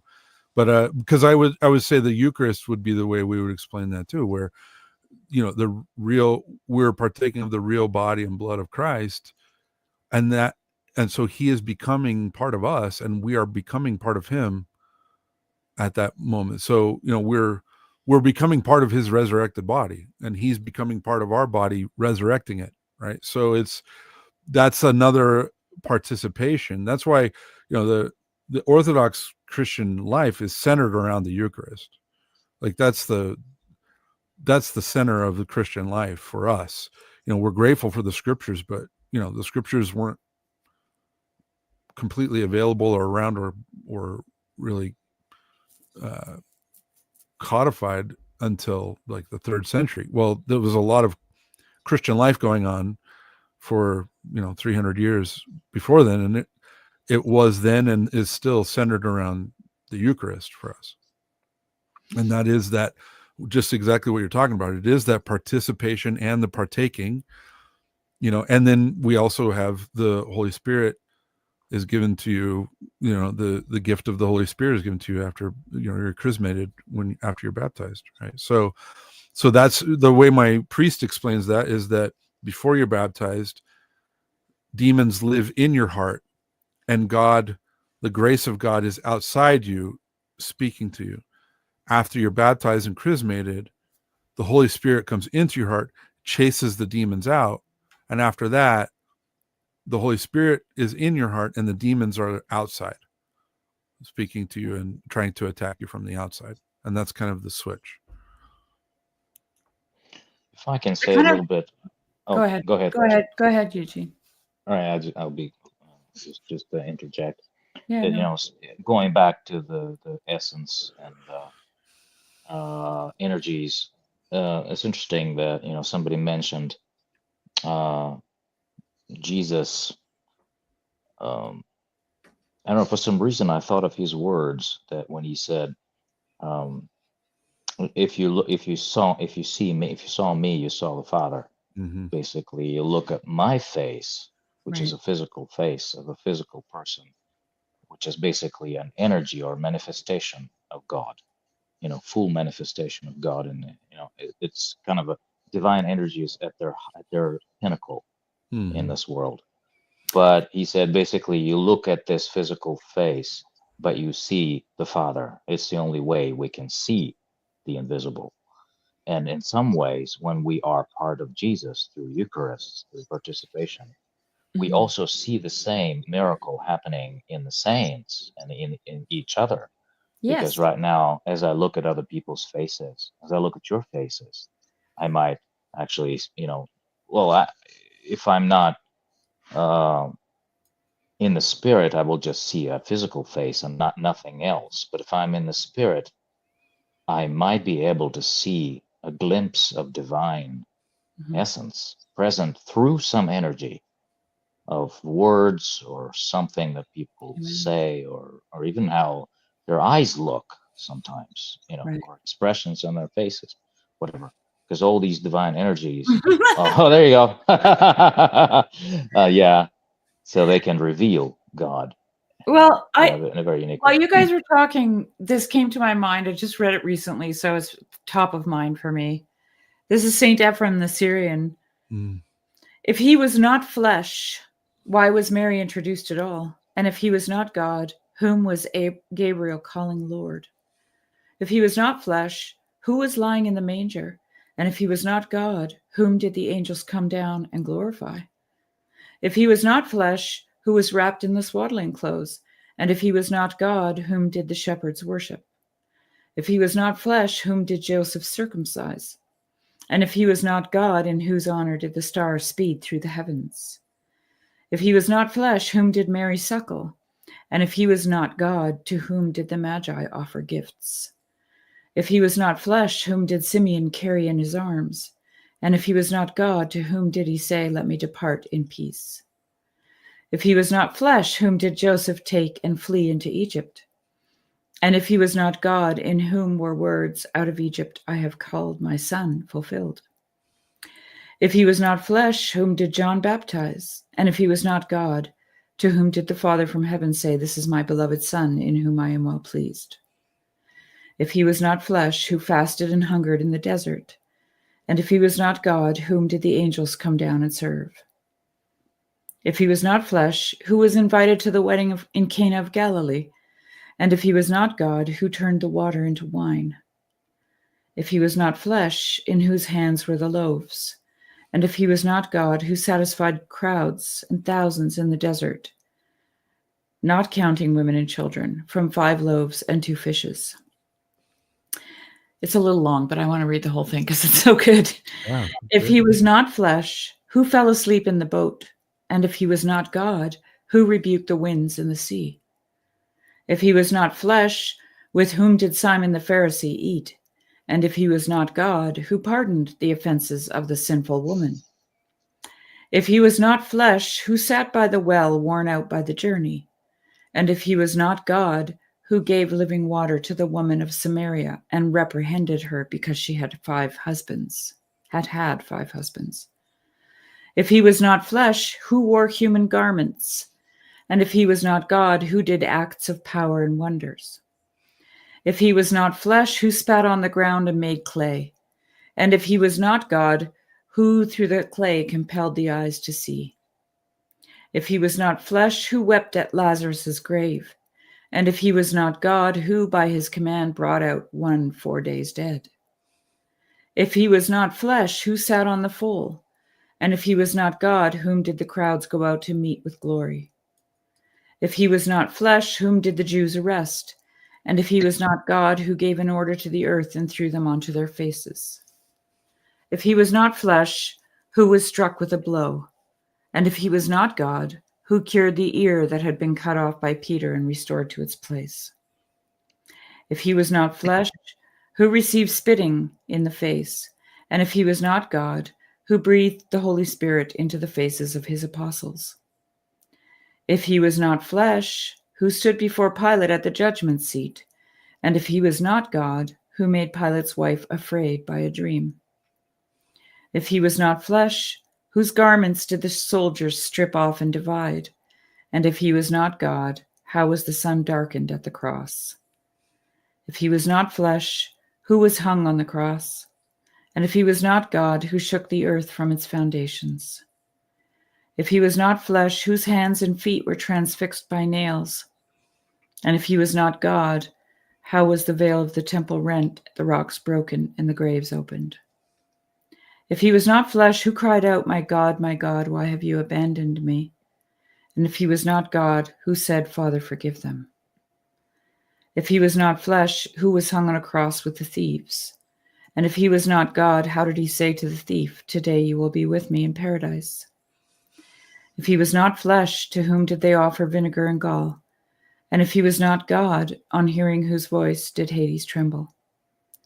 If he was not flesh, whose side did the lance pierce and blood and water come out? And if he was not God, who smashed the gates of Hades and tear apart its bonds? And at whose command did the imprisoned dead come out? If he was not flesh, whom did the apostles see in the upper room? And if he was not God, how did he enter when the doors were shut? If he was not flesh, the marks of the nails and the lance in whose hands and side did Thomas handle?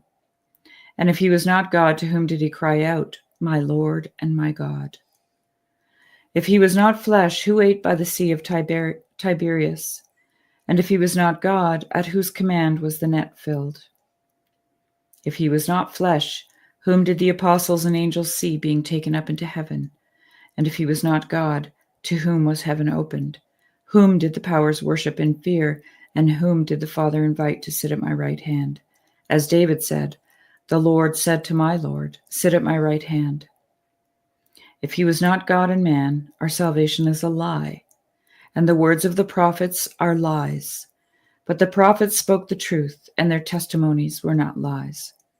The Holy Spirit spoke through them what they had been commanded. That was just, I read that this week, and I was like, Yeah. How come I've never heard this before? Because I remember Father Stephen Freeman once saying when he was in seminary, he was like, I'm gonna find in the Bible where it says that, that Jesus was God and that the Trinity was a thing. And it doesn't say it like that. It says it like that. Your move, Unitarians. I wasn't talking to them. But I just thought, it was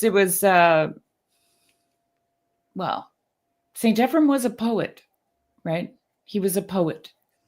So you need a poet to show you these things. Oh, yeah. Yeah, very much so. Mm-hmm. Beautiful. Yeah. Sorry for the sideline, but No, it was beautiful. Yeah. It is the coming together of the invisible and the visible. Yeah, that's what made me think of it was somebody said here, Sam, I think here, yeah.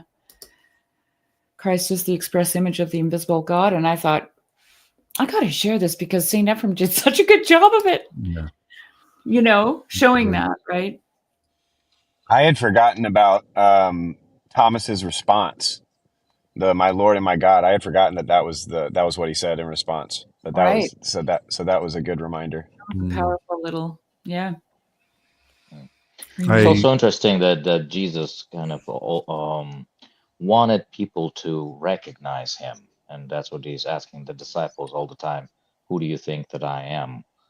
And so it seems to be important for him to like, what do you see behind what you see? Do Right. you recognize something there? As I am sitting so exhausted from the day's heat by the well, and then this woman comes over and I ask her to draw water, and then I turn it into this parable. Do you see something like that? Well, they weren't there, I don't think. At least the three of them weren't there. Well, somebody recorded it. Somebody Recorded it. Somebody story. must have seen it. Yes. Yeah. But Eugene, you talked to me once about, I think it was in the Cosmo thing, we were talking about faces. Do you remember? And there was this Ukrainian philosopher, I think you quoted. Oh yeah, Alexander Filonenko. Yes. Yeah. Yes. What does he say again about this? Because this was so great. What you shared with me. Oh yeah, that would take a long time. Okay. But yeah, well, No, but there's this. Okay, in short, there's this Russian word, likovania, which is actually a literal copy of the corresponding Greek word, and I don't know what it is. I'll have to look it up eventually. Okay, likovania. It has this word lik, which basically has several meanings in one. Well, first, lik is your face, your physical face. And second meaning is lik is your the actual face, not just the physical face, but who you are, who you really are. The third meaning is the gathering of the saints, like lik svitых, which means like the canonized saints, all of the saints that have ever lived, history of the world. And also there's the verb likovania, which means to rejoice when you are in the gathering of the saints and they see your real face behind your physical face. So it's this kind of connotation, you can hear this connotation in the word likovania, which it usually is translated as rejoice. Yeah, so likovania is translated just as rejoice, but what it's actually saying is when you're in the communion of the saints and you're known as you are known, is what Paul would say, right? Yes. Like you're the thing behind, as Luke would say, the thing behind the thing, right? The face behind the face. The icon. Yep. The image of God, right? Well, and as the Protestant here, I feel compelled to mention C.S. Lewis's book, Until We Have Faces. Yeah. Mm-hmm. Yeah. Which is a similar use of the term. Yeah. And I'll just have to point to George MacDonald because he gave Lewis the title for his book. Yeah. Well, I was fascinated when I learned that persona is Latin for face, right? And it's because you can't see your own face. Like back then there was no mirror. Like, for most of history there was no mirror. You couldn't see your own face. You were only known by others, truly known, right? You were, other people knew you better than you knew yourself. But they also reveal you to you. Like this is the work that Matthias Desmet has done when he talks about how if a child doesn't get a physical facial response from the mother or the father, they actually don't know themselves. And it was so funny. Yesterday I was FaceTiming with my son and he was sitting at the table with his 1.5-year-old. And they were talking about things with each other. And my son was making these very exaggerated grimaces with his face. And I was watching it because I'm just a little bit smarter than I was like 5 years ago. and I was watching my grandson lighting up because the overemphasized facial expressions for my son were telling my grandson who he was right at that moment. Because my son was asking him to try to say a word, right? And Jonah was just going, no, 9. And then his dad was giving him these interesting, exaggerated facial expressions that were saying, you can do this. I believe in you. Right. And then, and that's how Jonah comes to know himself. He comes to know himself in the face of his father. Yeah. It's fascinating. And when you take away, like they've done these experiments, you can watch them on YouTube, where a child has a reaction and the mother laughs and everything is like, woo, and then they'll do the thing where the child has laughs and the mother doesn't respond. She just, and the child starts to panic because they don't know if their response is appropriate. And that means they don't know who they are. And they go into this little, like, they feel completely abandoned, and the mother continues with the stare. It must have been a killer for the mother, and the child just gets, uncontrollably inconsolable, right? Like, this is how we know who we are, through the other. I was going to say there is another option, which is the child becomes very funny. So in order to coerce their parents into showing facial expressions, but I wouldn't know much about that. It is interesting to me too that it's not just knowing. It's not just that the kind of the face of the father or mother, obviously, but that the face of the father is what brings self-knowledge. It's also that's what brings self-becoming, right? It's not just that, especially with your story, because it has to do with language, right? And so there's the line of thinking that we are beings of which language is constitutive. That the logos, as it were, is what constitutes us. And so, yes, it is a knowing of self, but it is also a becoming of self. Well, you can't relationship. You can't take the next step, right? If you haven't built a foundation on, so there's a recognition of like my son he was doing the you can do this thing. And let's say Jonah capitulated and tried something he hadn't done before. Then now he can build on that, right? Like that's all we ever do is build on, something that we've already done, right? We're layers. I'm reading a book right now that's really interesting. It's very helpful. It's called Journey to Reality, and it was written by a guy who was a professor at a Catholic university, and he was tasked with teaching introduction to theology to all of the new freshmen. And he was like, these were active Roman Catholics who grew up going to church, and they could rattle off all the things, but they really didn't know what it meant. They didn't have the grammar or the categories to understand what these things were, what the sacraments are. And so his book, Journey to Reality, is basically explaining the sacramental worldview and then explaining the secular worldview and explaining how church helps you move from secular worldview into sacramental worldview, and how sacramental worldview is actually how you reconnect with God. It's like how you're healed. Yeah. And but the really nice image that he shared in there, he was like, basically we're called out of non-being into being when Christ speaks our name, in the womb, and that name is unique and it's never been spoken before. He doesn't talk about this, but I'm putting words in his mouth. But he is saying we're moving from non-being to being, and we're becoming, as we're doing that, we're becoming more real. And he said, as you become more real, you begin to see the world as it really is. And he said, if you were fully real when you went to divine liturgy, you would see the angels and the saints there, because they are there. But the reason you can't see them is because you're not real enough yet to see them. You haven't been healed enough to be able to be real and to become more real. So that's what, he's using that explanation for theosis. What theosis is you becoming truly real, fully human.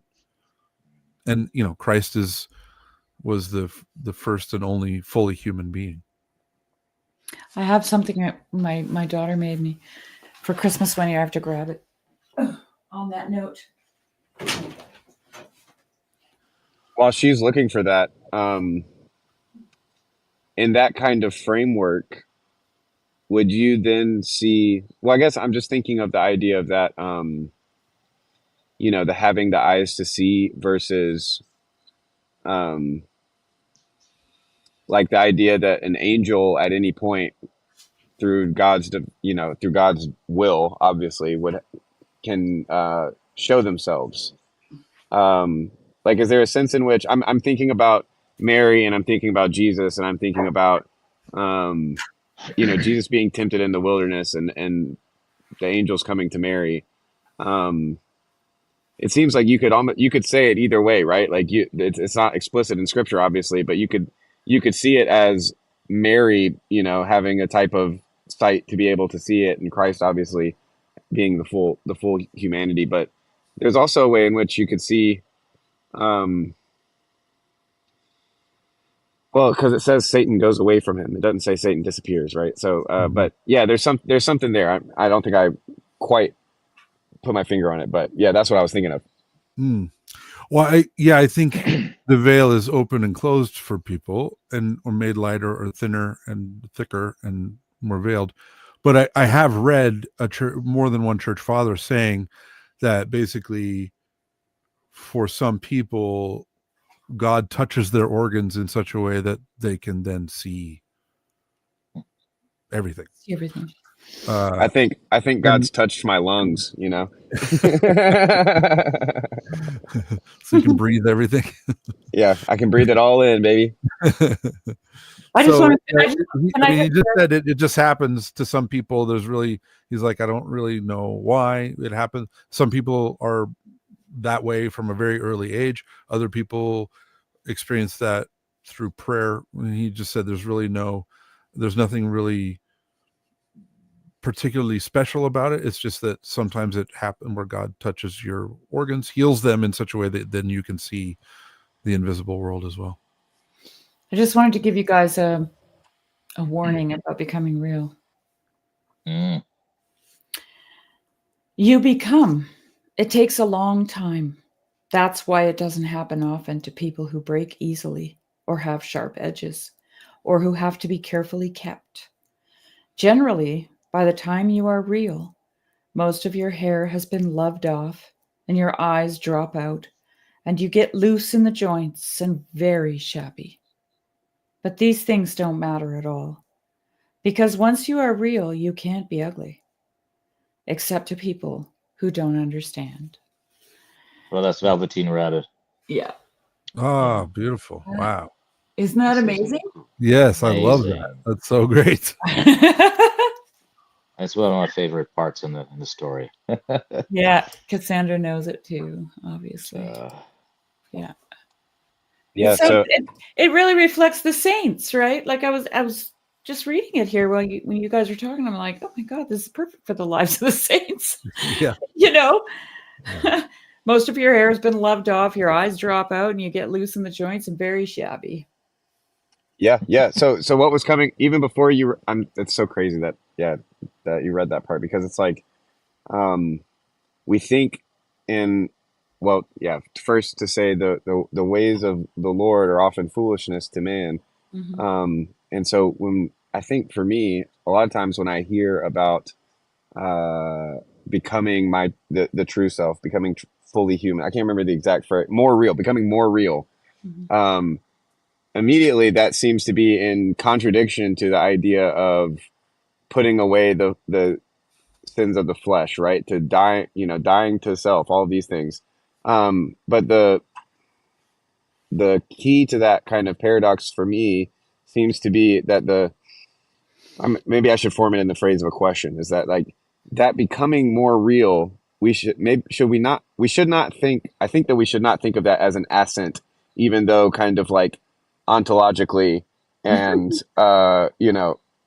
like absolute reality, it necessarily is an ascent because we're getting closer to the highest. Jeremy, just get a picture. Just grab a picture of Saint Mary of Egypt.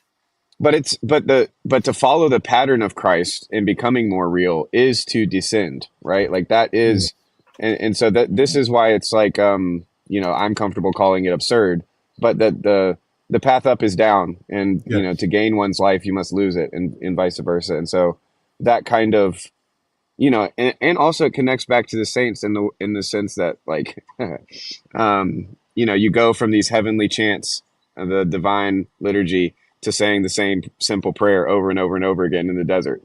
I think that the Christian life is full of these things that to the world look like descents, and then even to the weak believer may feel like descents. Not decent, but descent. But of course, in reality, they are ascents. We are, being called upward. Yeah, I would totally agree with everything you said, McMo. That you have to go down to come up, right? You have to go down and then you're lifted up. You might even float. You can't lift yourself, but if you go down, then God will lift you, right? I mean, Saint Mary of Egypt is like the perfect illustration of the Velveteen Rabbit story, really. Just yes, shabby. Yeah. Oh, you're a little bit. I don't know if you're Eugene. You've got distortion in your headphones or something. Oh, really? Yeah, when you talk, only when you talk. Oh, okay. You've been possessed by a jackhammer. Yeah, something. Maybe it's rubbing on the seat. No. Your mic. How about No, it's no? like an electronic distortion. Oh, okay. Yeah. Well, I needed to go anyway. Maybe it's the sign from above. It's getting late here. Well, it's so good to see you guys and get reconnected. It's nice to meet you. Thanks for joining us Yeah. this evening. Yeah. God Bye, bless you. Eugene. Bye-bye.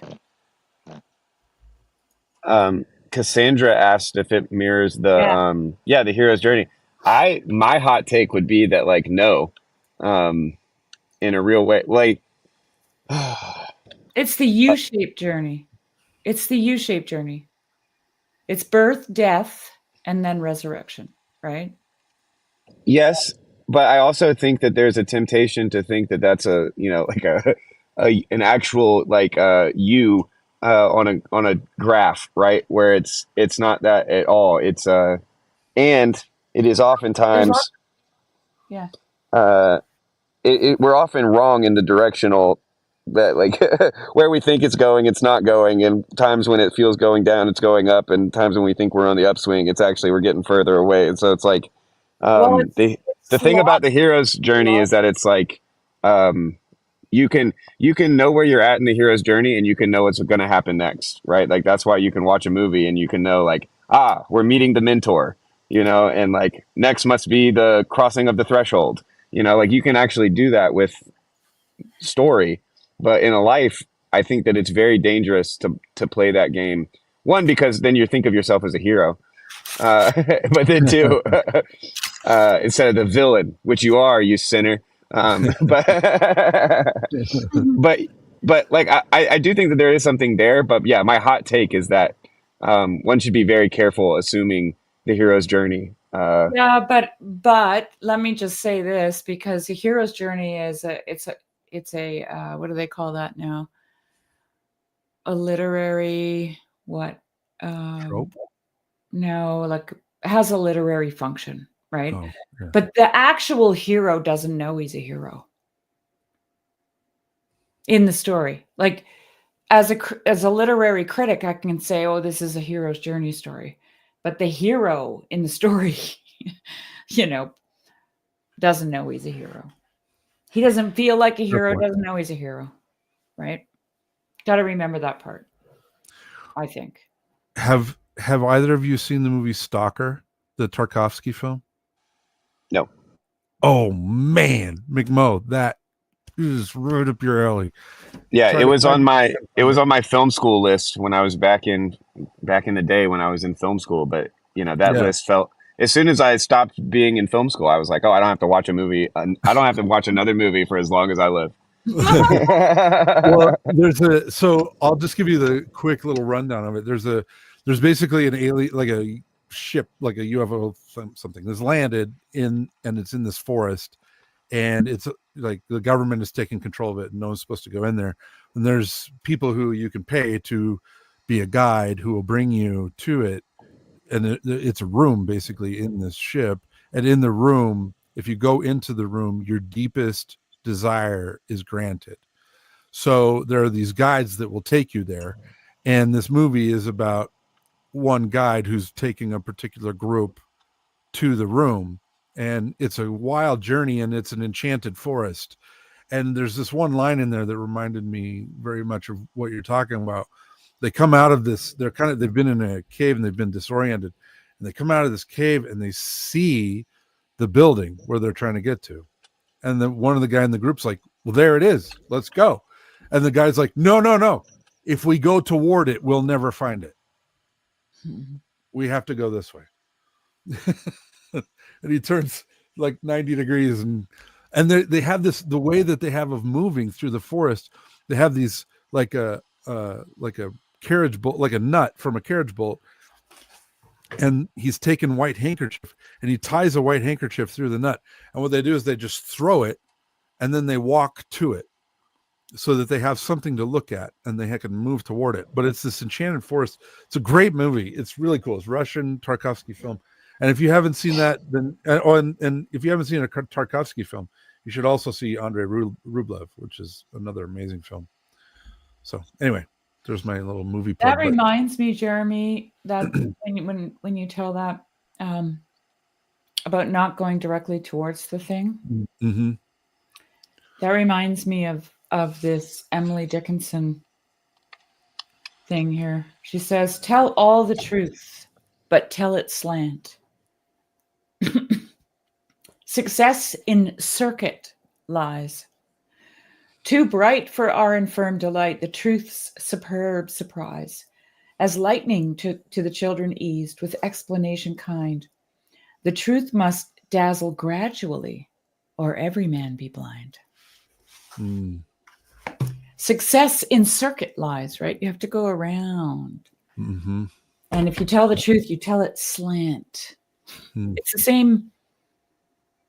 same principle as the Tarkovsky scene that you described. Yep. I would agree. That's nice. I also really appreciate that you can read Emily Dickinson without falling into the cadence that has ruined Emily Dickinson poetry for me, unfortunately. Oh yeah, I hesitate to even mention it. Did I do it? No, you didn't. Her poetry most of her poetry matches the meter of The Yellow Rose of Texas, the song, The Yellow Rose of Texas. So if you know The Yellow Rose of Texas, you can sing any Emily Dickinson song. I'll leave that as an exercise to the viewer. Giving it slant. Don't tell me how it goes, because then it'll ruin every poem. Good. I won't. Yeah, good. Don't look it up.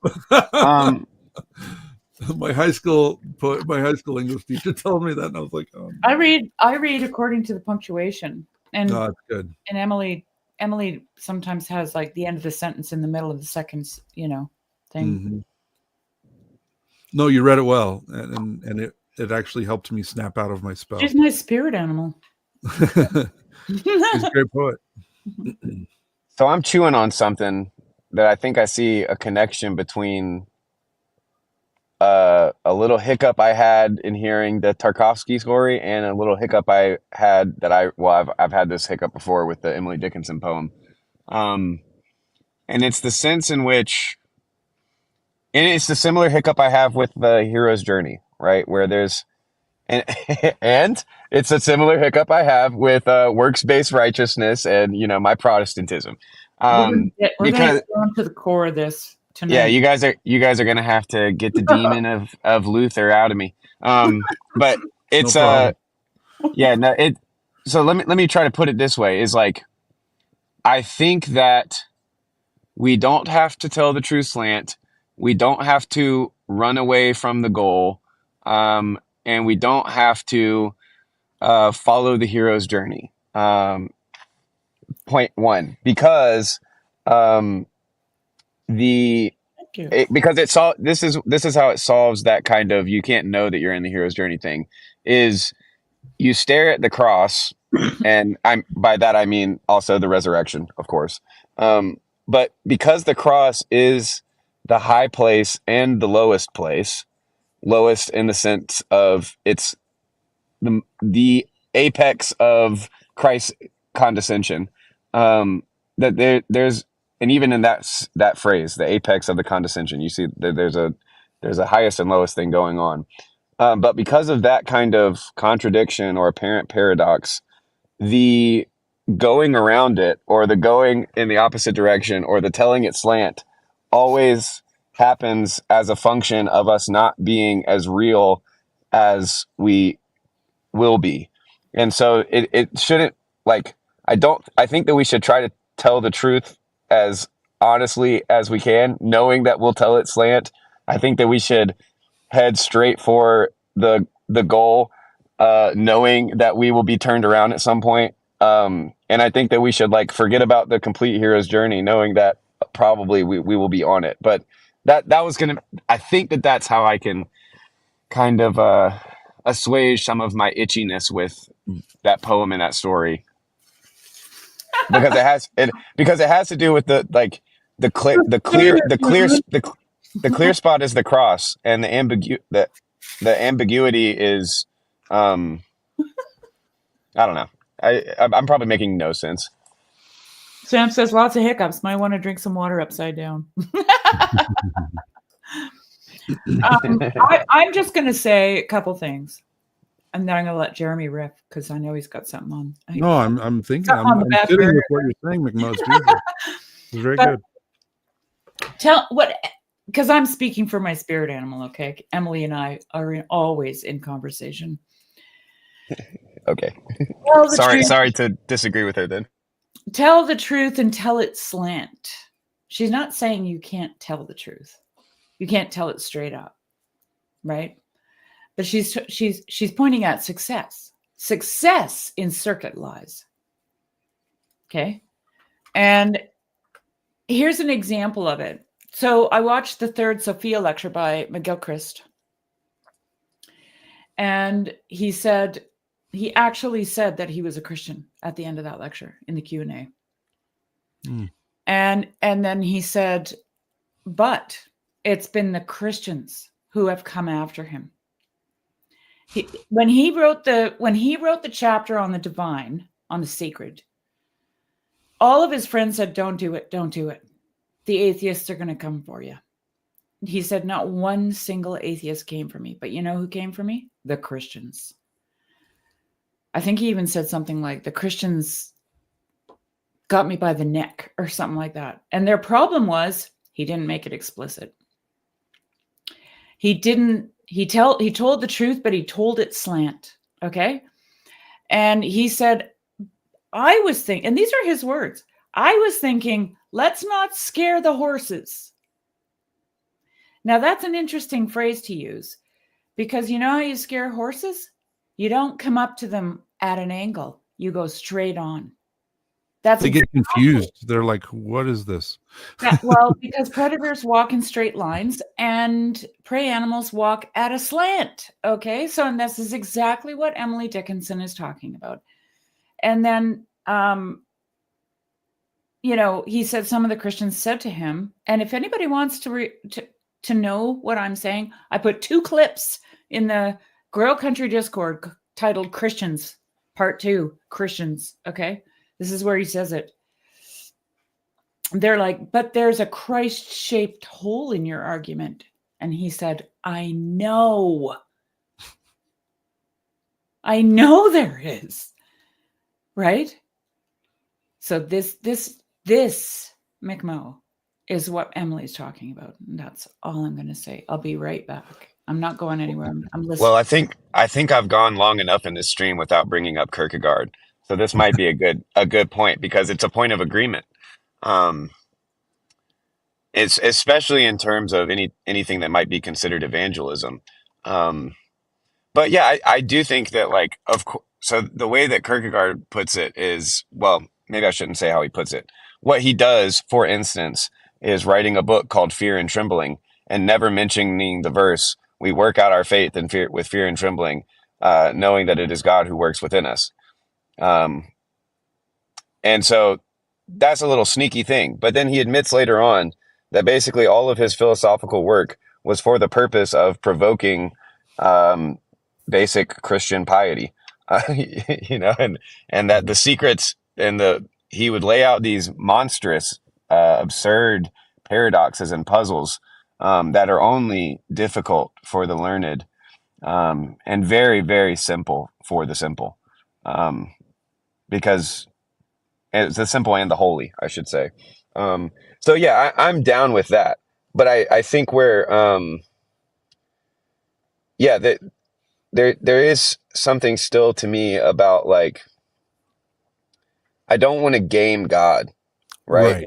And Yeah. so I'm only going to walk around Jericho 7 times and blow my horn if he tells me to. If he tells me to go straight through the gate, and then that's what I want to do.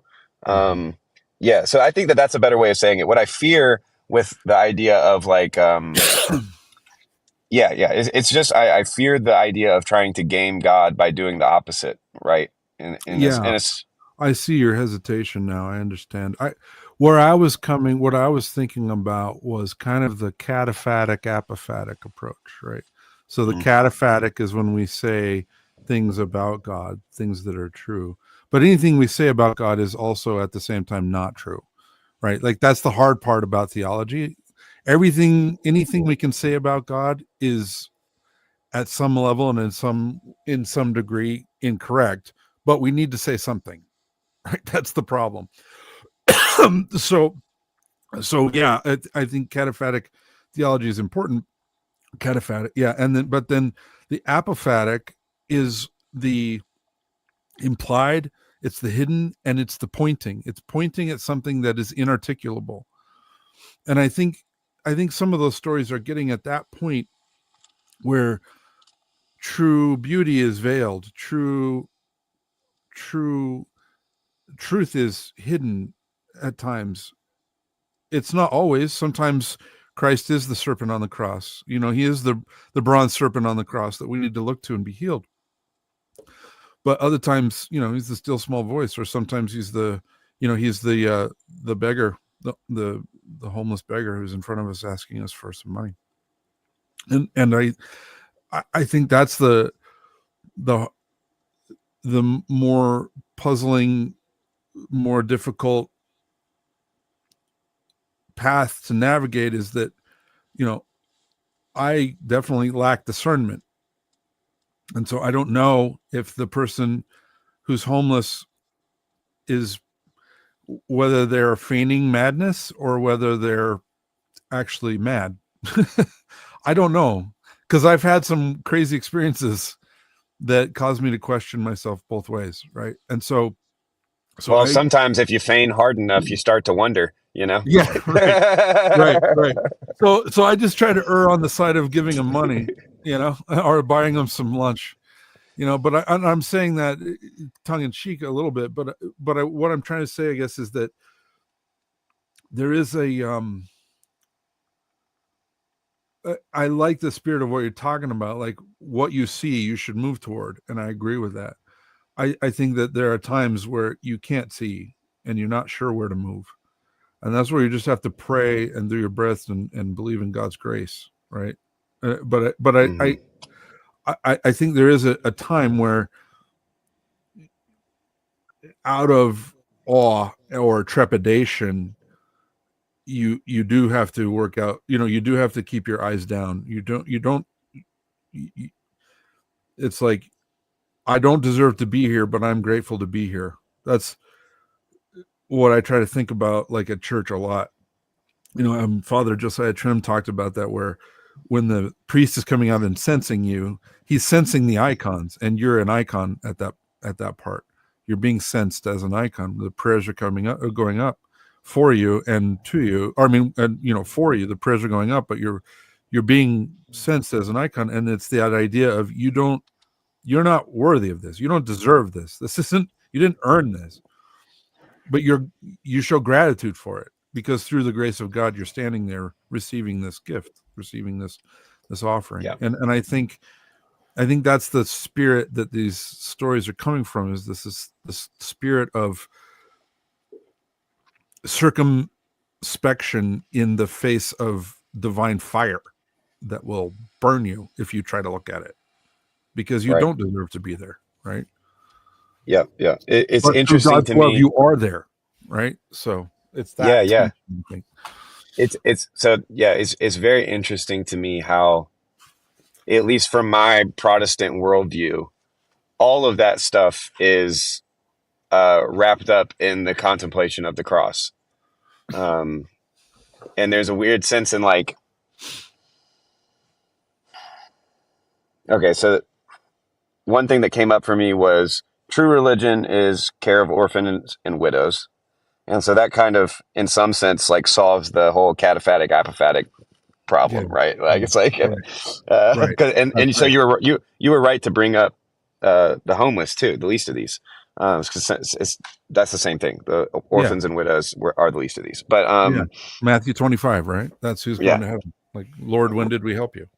right, exactly. And so, but then I'm also reminded of, I think both of these quotes are Kierkegaard. At least the first one is. And I'm sure it wasn't original to him, but he basically says that with God, we're always in the wrong, you know? And so, and to contemplate on what that means, is a fun little puzzle. But then the other statement was that, and I'm not quite sure if I can stick the landing here, but forgive me, that the final statement was, or the second statement was, Jesus always says God always says what he means, and we never do. And that was, I think that there's something there that is kind of what I'm talking about too, where it's like more than I want to give some sort of like defense of Protestantism. I more so I'm just kind of like, I'm right there vibing with you on the like the cataphatic and apophatic stuff, and the paradox of the stuff. That I think I'm trying to say something like, all of the paradox that you need in a life is found in the cross, and in fact, the cross in some ways is the paradox from which paradox springs, or something like that. But yeah, I just want to address your quote there. God always means what he says. We always mean more than what we say. And that's a George MacDonald quote. okay, that's what am I misremembering it? Okay, cool. And what he's talking about there is creation, because he makes the case that language derives itself from creation, and those are the things that God says, right? So God gave us our language through creation, and you'd have to read the imagination to say it's a longer argument, but we take from creation in order to express ourselves, right? So God always means what he says, but when we speak, because our language comes out of creation and it's multifaceted and fractal, we always mean more than what we say, because we use archetypal images to express ourselves. And those images have more meaning than we can even plumb. That's nice. what that phrase is. And I would just add that God is telling it slant in that case. Just, gonna bullshit. Yeah, that was the other thing that came to mind when we were talking about telling the truth slant was a parable, right? Like the parable just works on so many levels. Exactly. It works on the simple, exactly right. straightforward farmer level, but there's layers upon layers upon layers of meaning. And they're mostly agricultural, right? Like most of the parables are agricultural. Yes, right. Because they have to do with creation, because creation is that which tells the story. That's where God is hidden, So, yeah. And Neil, I was reading your comment. Then I recommend Works of Love before Fear and Trembling. Just me. Works of Love was more enjoyable. I do agree. I think Works of Love are good, but I think Fear and Trembling is good when you're going to your prayer corner or when you're going to worship. I think Fear and Trembling is good. There we go. Oh, I haven't read that. Oh, it's a book. Okay, I didn't know. Sorry. Oh, Fear and Trembling. Kierkegaard. Yeah, these are Kierkegaard books. Oh, nice. Okay, I haven't read any Kierkegaard. This is Works of Love, and Fear and Trembling is his magnum opus on faith and Abraham. Oh, nice. Well, I hope we can. Not still really be magnum friends, opus. I haven't read any Kierkegaard, but Jeremy, none of my friends have read Kierkegaard until I met Neil.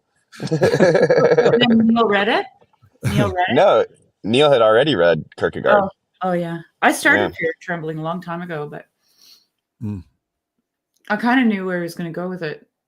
But I should just read his arguments. Actually, it's such a good read because he's more poetic than a lot of people give him credit for. No, I could see that actually. And it's just and it's also like he's sneaky. Like he's telling the truth slant. Like there's something about that slant word that makes me think of it as like purposefully mystifying, but not for any good purpose. You know, like kind of just like where it's like about trickster, like being trickster or being trickster is something like maybe like it's not even a trickster. It's more of just like the type of person who wants to come in and make a situation muddier just so that like nothing can get done, you know?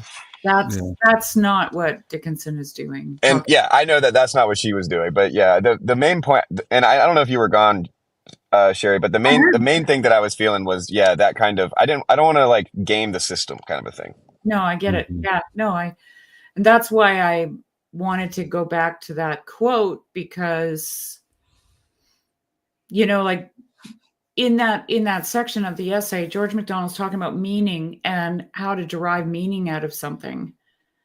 And he's basically saying that, meaning is, in a sense, subjective because it's going to, like he actually tells people your meaning might be superior to mine when it comes to his stories. Because they're like, well, how am I supposed to know what you mean by this? Shouldn't I know? And he says, I'm not going to sit up and bark for my dog. Right.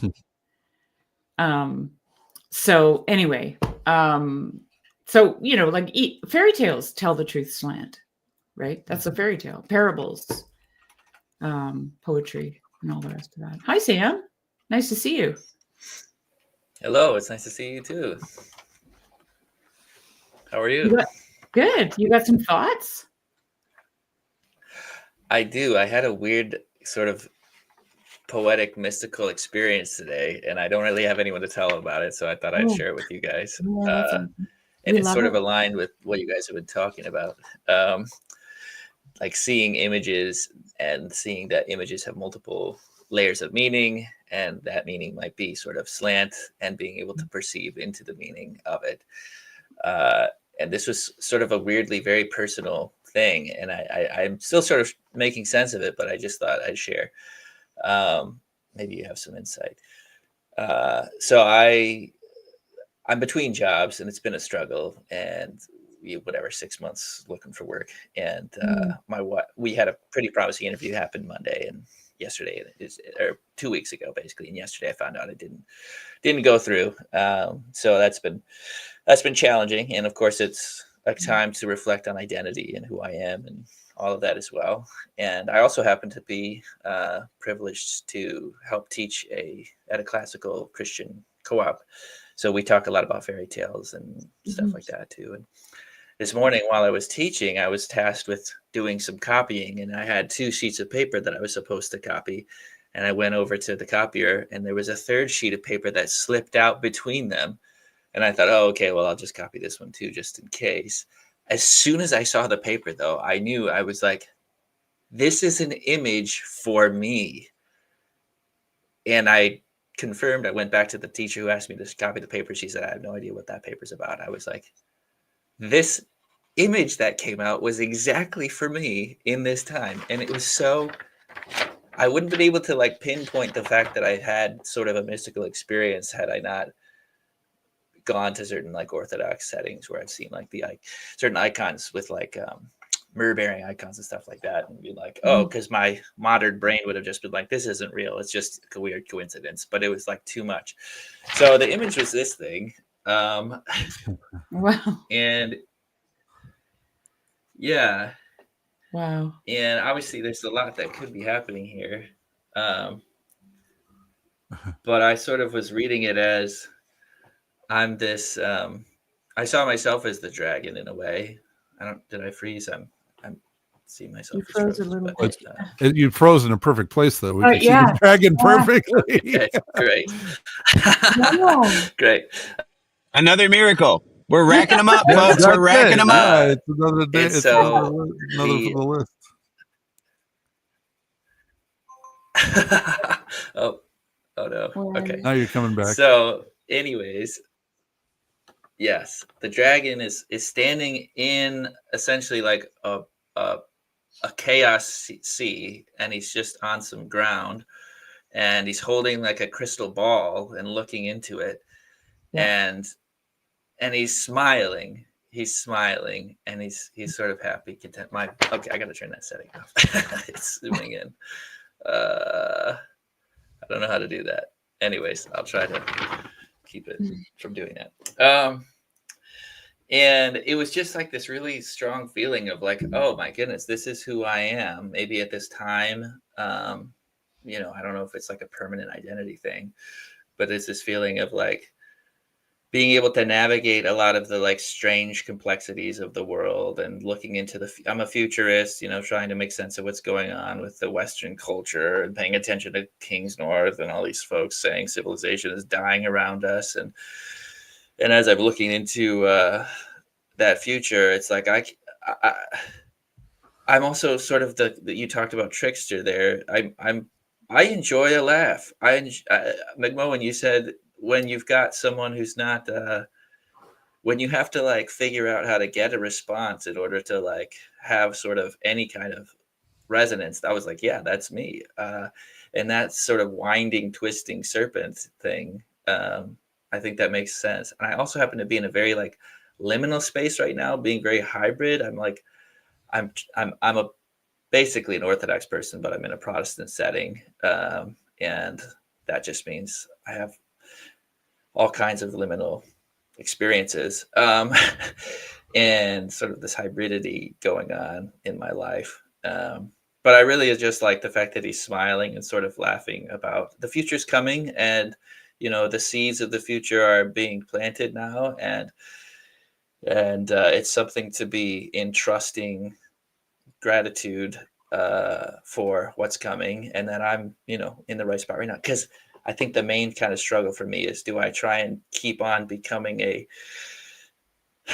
a servant to the corporatist, imperialist, you know, transnational, globalist sort of agenda of, if I could make some sweet cash working a corporate job and pay for the fam, I mean, isn't that the good life? And I think something about this image says maybe not. So but I don't really know what it means in terms of vocation. But it just felt really resonant. All right, Sam. Well, as soon as you showed me that, I thought of this, and I'm going to show it. I'm going to show you a clip that Jonathan Demir made. I can't remember exactly what it says, but I just found it, and you're talking, you open the clip, and I'm like, okay, now I'm really pumped to find out what this clip is about. I watched it a while ago, but I can't remember exactly what it says. So I just want to see if I can do this. Can you guys see it? Yeah. Oh, wow. I'm on that. Okay. Yeah, you're on it. Okay, here we go. Let's just let it rip. Be for good, or can things be redeemed in that way? And it just reminded me of the whole concept of the swords being into plowshares, the spears being turned into pruning hooks. In verse 4, he shall judge between the nations and shall decide disputes for many peoples. A king is coming. And they shall beat their swords into plowshares and their spears into pruning hooks. Nation shall not lift up sword against nation, neither shall they learn war anymore. And those are the words that are on the building of the United Nations building in New York. Sort of this eschatological vision of it is a technology that, I mean, this is nuclear energy, this is dynamite, there's like, it kind of lives in this balance of, I wouldn't know if it's always neutral space, but it's like, it can be used for good or for evil. It can, and being the kind of people who can rightly handle it, who can transform it into something that is ultimately redemptive and contributes to the well-ordered cosmos, I think is the aim, you know. Yeah. Even it's like even like idea of like perception and what can you even see with the AI. I think it'll be the third AI that might pull through. it's like it's too early. We're not mature enough to handle it. Like maybe there's demonic forces, maybe there's some sort of spiritual beings that are giving that are helping us get access to things. It's like giving a child a chainsaw, you know. It's like, hey, this is a cool technology, hopefully you cut your arm off with it, is what the demons are thinking. But eventually the child is able to mature and handle it well, and now they can do good things with it. And so I think every generation faces the challenge of how do we tame this technological force that is now in the world. And that's, I mean, I think that's, we talked before, maybe, I don't know who has mentioned, but like, what's it look like to be a saint in the technological age or the internet age? What does it look like to use these things rightly? My kind of example in literature of this is Aragorn. So he sees the Palantir. Well, so first of all, you get Pippin, well, big picture. So Sauron has a Palantir, and he's corrupted through it by accessing Sauron. You do all kinds of amazing things in it. He thinks he's going to rule the world and bring it under his control, but of course Sauron, the dark force, is too strong for him. And then you've got Denethor, who goes crazy. He's got access to the Palantir, and it makes him go mad. Pippin touches it and gets very injured. He's like wounded on a deep soul level. And Gandalf is like, I'm not even gonna touch this thing. Like, he covers it. Don't let me near. I don't want to even touch this. But Aragorn, of course, he uses the hands of the king, of the hands of healing. He's able to actually heal Pippin, and then he's also able to take the stone and become the master of the stone, because by wrestling, of course, with the Dark Lord and revealing himself, even that, he's using it in a way that's like even a little bit tricky. Like, it's not, he's deceiving the Dark Lord in a way. So he's able to master that by his, you know, his years and years of maturity and faithfulness and manly sort of integrity and all of these things. But yeah, that's kind of, I think, maybe the literary example of what it looks like in the. Yeah, I really like that, you know, because Sauron and his army is Saruman, this vast technological beastly force. I think we're all a lot like Pippin, just exactly the way we all. I mean, here we are staring through our mirrored stones. Speak. All right, I'm just going to leave it at that. Did that speak to you at all? Yeah, I mean, that's exactly another. Yeah. No. Yeah. You know, Sam, too, what I was thinking of when you the very first brought the picture up, the first thing that came to mind for me was Behemoth from the Book of Job, right? We have that explanation of Behemoth where, you know, he's, behold now Behemoth, which I made thee. He eateth grass as an ox. Lo now, his strength is in his loins, and his force is in the navel of his belly. He moveth his tail like a cedar. The sinews of his stones are wrapped together. His bones are as strong as pieces of brass. His bones are like bars of iron. He is the chief of the ways of God. He that made him can make his sword to approach unto him. Which reminded me of the Palantir with the where he's holding the sword up to Sauron going, And, the killer here I thing, am, bro, come get me, right? Like, I'm ready, let's do this. Sam, the You killer know, thing is, all I could think of was the scene with Aragorn, right? Or Aragorn, and I didn't know you were in there, and it's you. My whole thought.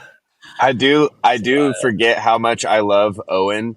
And when Jonathan just cut to Owen, just like chilled as fuck, just laying back, just saying, I think it's going to be the third AI. And it's just like, it's very prescient, but it's like, it's so like, if you don't know him, you'd think it was just some high thought. But it made me think too, how do you deceive a deceiver? Right? Because that's what Aragorn is trying to do. That's what Christ is doing on the cross, right? He's conquering death by death. And the only way that you can deceive the father of lies is not by lying, and it's not even by saying the truth. I mean, that is one way, but you can't deceive him by saying the truth. He knows the truth. But you can deceive him by silence. And that's what Aragorn doesn't say, I've got the ring, come get me. He just shows himself. Yeah, but he holds up the sword too, right? Like, right? Yeah. Yeah. I wanted to ask Sam, like, what's the difference between Pippin and Aragorn in that scene? Like, because Pippin is a good person. You can't say he's not, right? So I think it's what is he lacking? Is it courage? Is it courage? Just curious. I don't know exactly what it is. It's wisdom. I think it's maturity. Yeah, it's wisdom. It's wisdom that comes through. I have it on good authority that he is called a fool of a took for that very action. Interesting. Yeah, I don't know if that helped you at all, but that's the first thing that came to my mind. A kiss from an elf probably helps too. That's true. Mm-hmm. You can finish watching it on Jonathan's channel. It's called The Palantir. But that sword into plowshare inversion helped solve a little riddle for me, because I was the image that came up for me and seeing the image was because it's the dragon in the sea. My mind immediately went to the dragon will be thrown into the sea. And I was kind of like, no, Sam, don't relate to the dragon. It'll be thrown into the sea. You'll be thrown into the sea. But it turned around when you talked about him smiling. But I do think that there is that kind of, also it's like an Asian dragon, so it's not necessarily the fully Western or whatever, but it's still, the image still works. Oh shoot, did I forget what I was going to say? I think I did, but I did have a question, which was, what do you see as the rock upon which the dragon in your image is standing? Yeah, I just thought that as like he's grounded. He's standing where there's ground. His feet are connected to the rock of grounding reality. Yeah, whatever you could obviously make pretty. I just wanted to add one more thing too, and Jonathan brought it out in the and because you said it in the clip, that it seems to me that what Aragorn is, and it's apropos this podcast. This is what a saint does. A saint can handle the Palantir, right? Are you still there, Sam? No. Yeah, I'm here. My phone, I'm going to switch from my phone to my webcam, and hopefully that'll save me some but issues. Yeah, real so quick. there's Oh, sorry. Go ahead. I was just going to share. I there's this image I have to share. If he was going to leave, I was going to share it real quick. But where is it? What? Nope. That's it. Got one. So what I was thinking of was Archangel Michael as well, right? Nice. Standing on ground, holding a ball. You see that a lot. It's a cross. But it's a ball. It's a ball, and it's you see this a lot with the archangels. Here's another one where they're holding it's world. like a sign of their principality. It's like a symbol of their principality. Right. Yeah, it's a sphere of influence. There you go. There you go. Nice one, Miguel. Oh, I didn't know you had it in you. So here's I also thought of this, right, where he's stomping. He's sending the dragon into the sea. Ooh, nice. So those were the other associative images that came up for me while you were sharing. Well, like the Eye of Sauron and the Palantir and the crystal ball in your image, and you even said it. It's the future, right? It's being able to see into something that is unknown to us and remains unknown to us, and the longing to look into that is actually, well, it's sin because it misses the whole point, right? The right now is eternity, the moment that we live in, right? And when we throw ourselves towards the future like that, we throw ourselves out of eternity, right? Like we're not even we're not noticing, right? And it's like attend, so we need to be noticing. And like I don't want to sound like a soothsayer or anything, but like 6 months of trying to look into the future is maybe you should be 6 months of attending, like, of being in the moment, as painful as that is, and letting that Palantir, like Aragorn does, don't look into it, right? Don't try to see into that, but attend to what's happening right now, that and that might make all of it a lot less painful. Yeah. Well, that's here's some dumb advice. You should see if the company Palantir is hiring. Kill the beast with the beast. Yeah, exactly. So my friend makes he makes videos using AI about, like, he retells stories from the Bible using AI imagery and AI music and everything like that. And he's like, yeah, I'm just gonna I'm gonna destroy the machine with the machine, man. I'm gonna use the machine to destroy the machine. I think that's a really bad idea. I don't know why. Yeah, I don't do it, but he does it, and it's fun to watch his stories. I think that's There are some swords. There are some swords that should just be burnt. Yeah. Right. Some rings just need to go into the fire of Mordor. Oh yeah, maybe that's is AI the ring, or is it is it a sword that can be turned into a plowshare? Interesting. Yeah. Yeah. Some of the plunder needs to be devoted to destruction. It's hard. I feel like this image though is about discernment. It's about that thing, because you could very easily see this as like like you could see this as a Satan, like a demon. It wouldn't be that hard. Sure. A serpent. Well, that's right. Yeah. Is it the serpent in the garden, or is it the serpent lifted up? That's yeah. And that's that whole behemoth, right? thing. Like Christ speaks pretty highly of behemoth. Like he's just like, and Leviathan, and I made it. Yeah. So God speaks highly of Leviathan, and he lets him get away at the end of the book of Job. So right. And like in McGilchrist's terms, without opposition, we do not become. There's no becoming without that opposition, right? So, yeah. Yeah. Somehow we have to stop running away and being afraid, and, maybe turning and facing kind of things.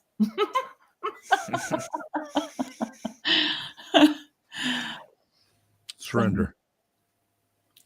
Yeah. Oh, that was what I was going to mention. The spheres thing, because of Pajot, he's been going off about the Jack and the Beanstalk story, and how at the end the whole thing is he gets the music of the spheres. He sees not just he doesn't have gold, he doesn't have the way to get gold. He has the thing which sort of gives you the pattern of reality itself, which is better than all of that.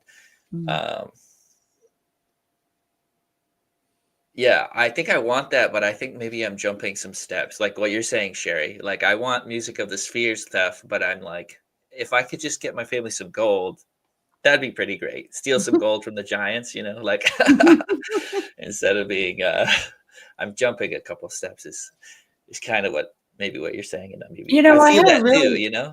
Yeah, I had a really fun conversation with JD, not Vance. Pick and choose. Pick and choose. Pick and choose. This afternoon Legend. in the voice chat, we were talking. I was telling him about coloring. Now I'm going to lose my train of thought. I was there. I remember what you were talking about when you were talking about that. So I was telling him. Oh, now I remember. I was telling him about I'm coloring in these grayscale coloring books, and so it's. Do you know what grayscale is? I know what grayscale is as a concept. I've never seen it. Well, it's a coloring book, but it's grayed. Like there's shadows, right? So, and when you color, you have to color in layers because some of the gray is really dark, like it's almost black.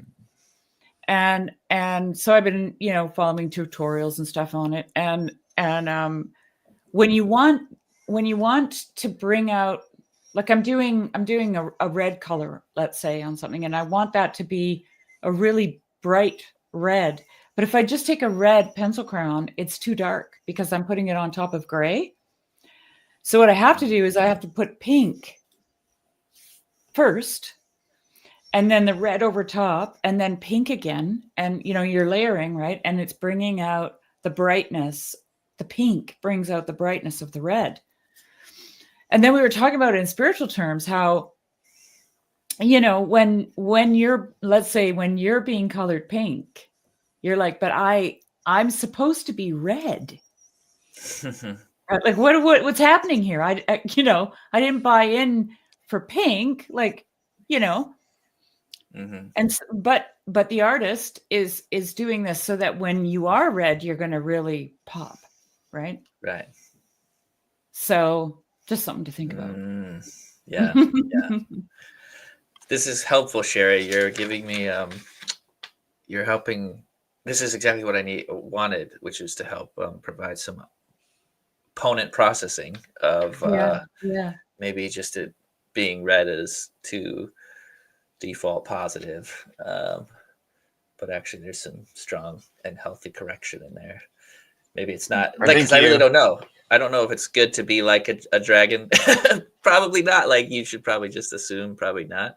But then well, here's the thing. I think you got to color in that dragon pink now. I think it's necessary to complete the task. Well, Yosef said to me one time, because I was often calling Leviathan chaos, and he didn't like that. And he said, we call the really good rabbis, like from ancient times, even radical, like they've radically brought insight into things. We call them Leviathan, right? And I said, yeah, but if you're bringing radical insight, you're bringing, there's going to be some chaos, right? Like, and what's interesting about chaos, as we as Christians, understand it, is that is what God creates out of.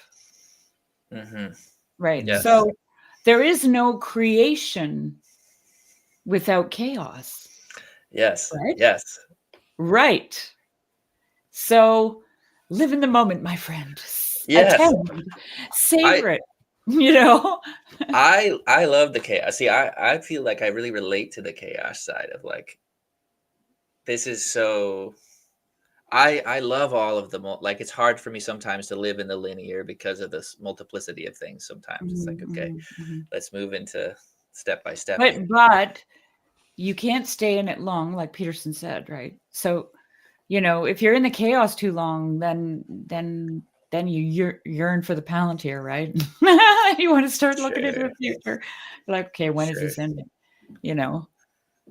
So, and I think the only antidote to that is really to live like in an attentive, intentional, now moment, which is what Jesus is constantly asking us to do. Yeah. Live in the eternal now. Are any of you guys familiar with the novel by G.K. Chesterton called The Ball and the Cross? Mm-mm. No. So the story, I don't remember the story well enough to know if it connects here, but that image of the ball in the hand and the fact that we were talking about the cross earlier, for me, it made an immediate connection. And the symbolism is obvious, the ball is the world and the cross is the cross. But it Well, the cross is is the center of the world, actually. It's the center of creation. Right. And so for the book, or at least in the image, and I think it's a Catholic symbol. Like you can see it in statues and stuff, but oftentimes somebody will be holding a sphere, like the icon was of the archangel, the archangel. But it'll be a ball, but then it'll have a cross on top of the ball. Mhm. That's a monarchical thing. Yeah. But the story is really interesting too, because it's about a Protestant and a Catholic who Walk want into to a bar. basically, they get in a fight. And they want to duel, but dueling is illegal. So they have to cooperate with each other to basically go find a place where they can do this duel so that one of them can live and one of them can die. And they basically, if I remember the story correctly, they keep getting frustrated and they have these moments of like companionship and friendship, and they work together, and then they achieve their goal, and they finally get to somewhere where they can battle it out. And then I think it ends with them both in an insane asylum. But I need to reread that book because I think that it's important for some reason, because I keep remembering it, but I haven't done my due diligence to go read it again. But yeah, that was coming up for me with the whole ball thing too. It's just that, well, because you said it's opponent processing, right? Like, yeah. Mm-hmm. And Yeah. flood, right? There's a flood. He's there. He's in the flood, Right. but he's on solid ground in the flood. So just Yeah. pray. The water's There's a right. priest I heard going along with what Sherry said. There was a priest that I was listening to, and he was talking about how the demons want to put you in a time machine. He said they either want to send you into the past Mhm. where you feel dread, or they send you into the future where you feel anxiety and fear. And he's like, the only answer is to stay here and pray. Yes. So you have to stay out of the time machine. Yeah. Mm-hmm. Yep.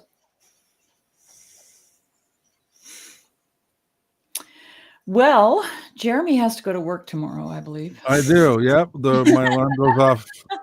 Let's see. 10, 11, 12, 1, 2, 3, 4. I don't. 7 hours. That's fine. My alarm goes off in 7 hours. That's plenty of sleep. I don't have to work tomorrow. I just eat. I sit on a cushion and eat strawberries and cream. Yeah, you're a farmer. You don't work at all. That's all. There's no work to be done in the winter time. You can't grow anything. Isn't there like a nursery rhyme about that? How does that go? Anyway, I always wanted to be that little princess who just sits on a cushion and eats strawberries and cream all day. But I would be bored in like half an hour. But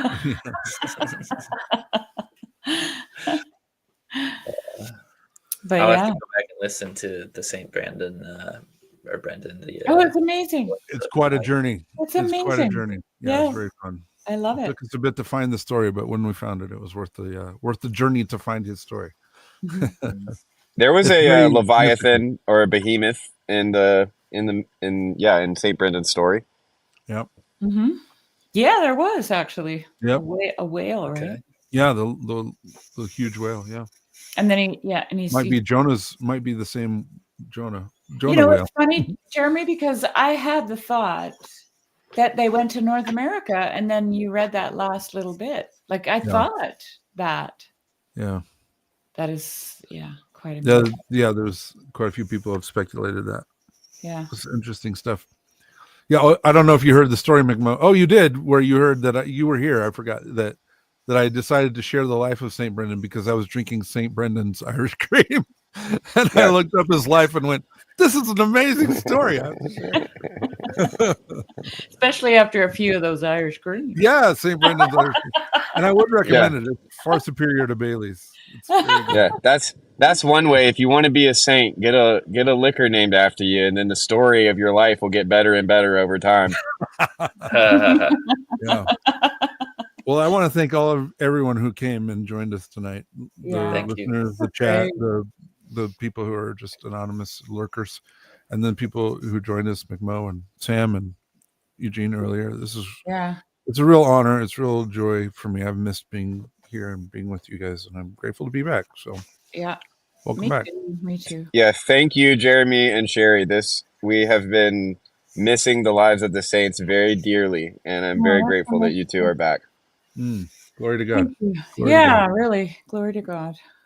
All right. Well, we'll end here. Thank you so much. And we'll see you next Tuesday. Bye, Sam. Bye, Jerry.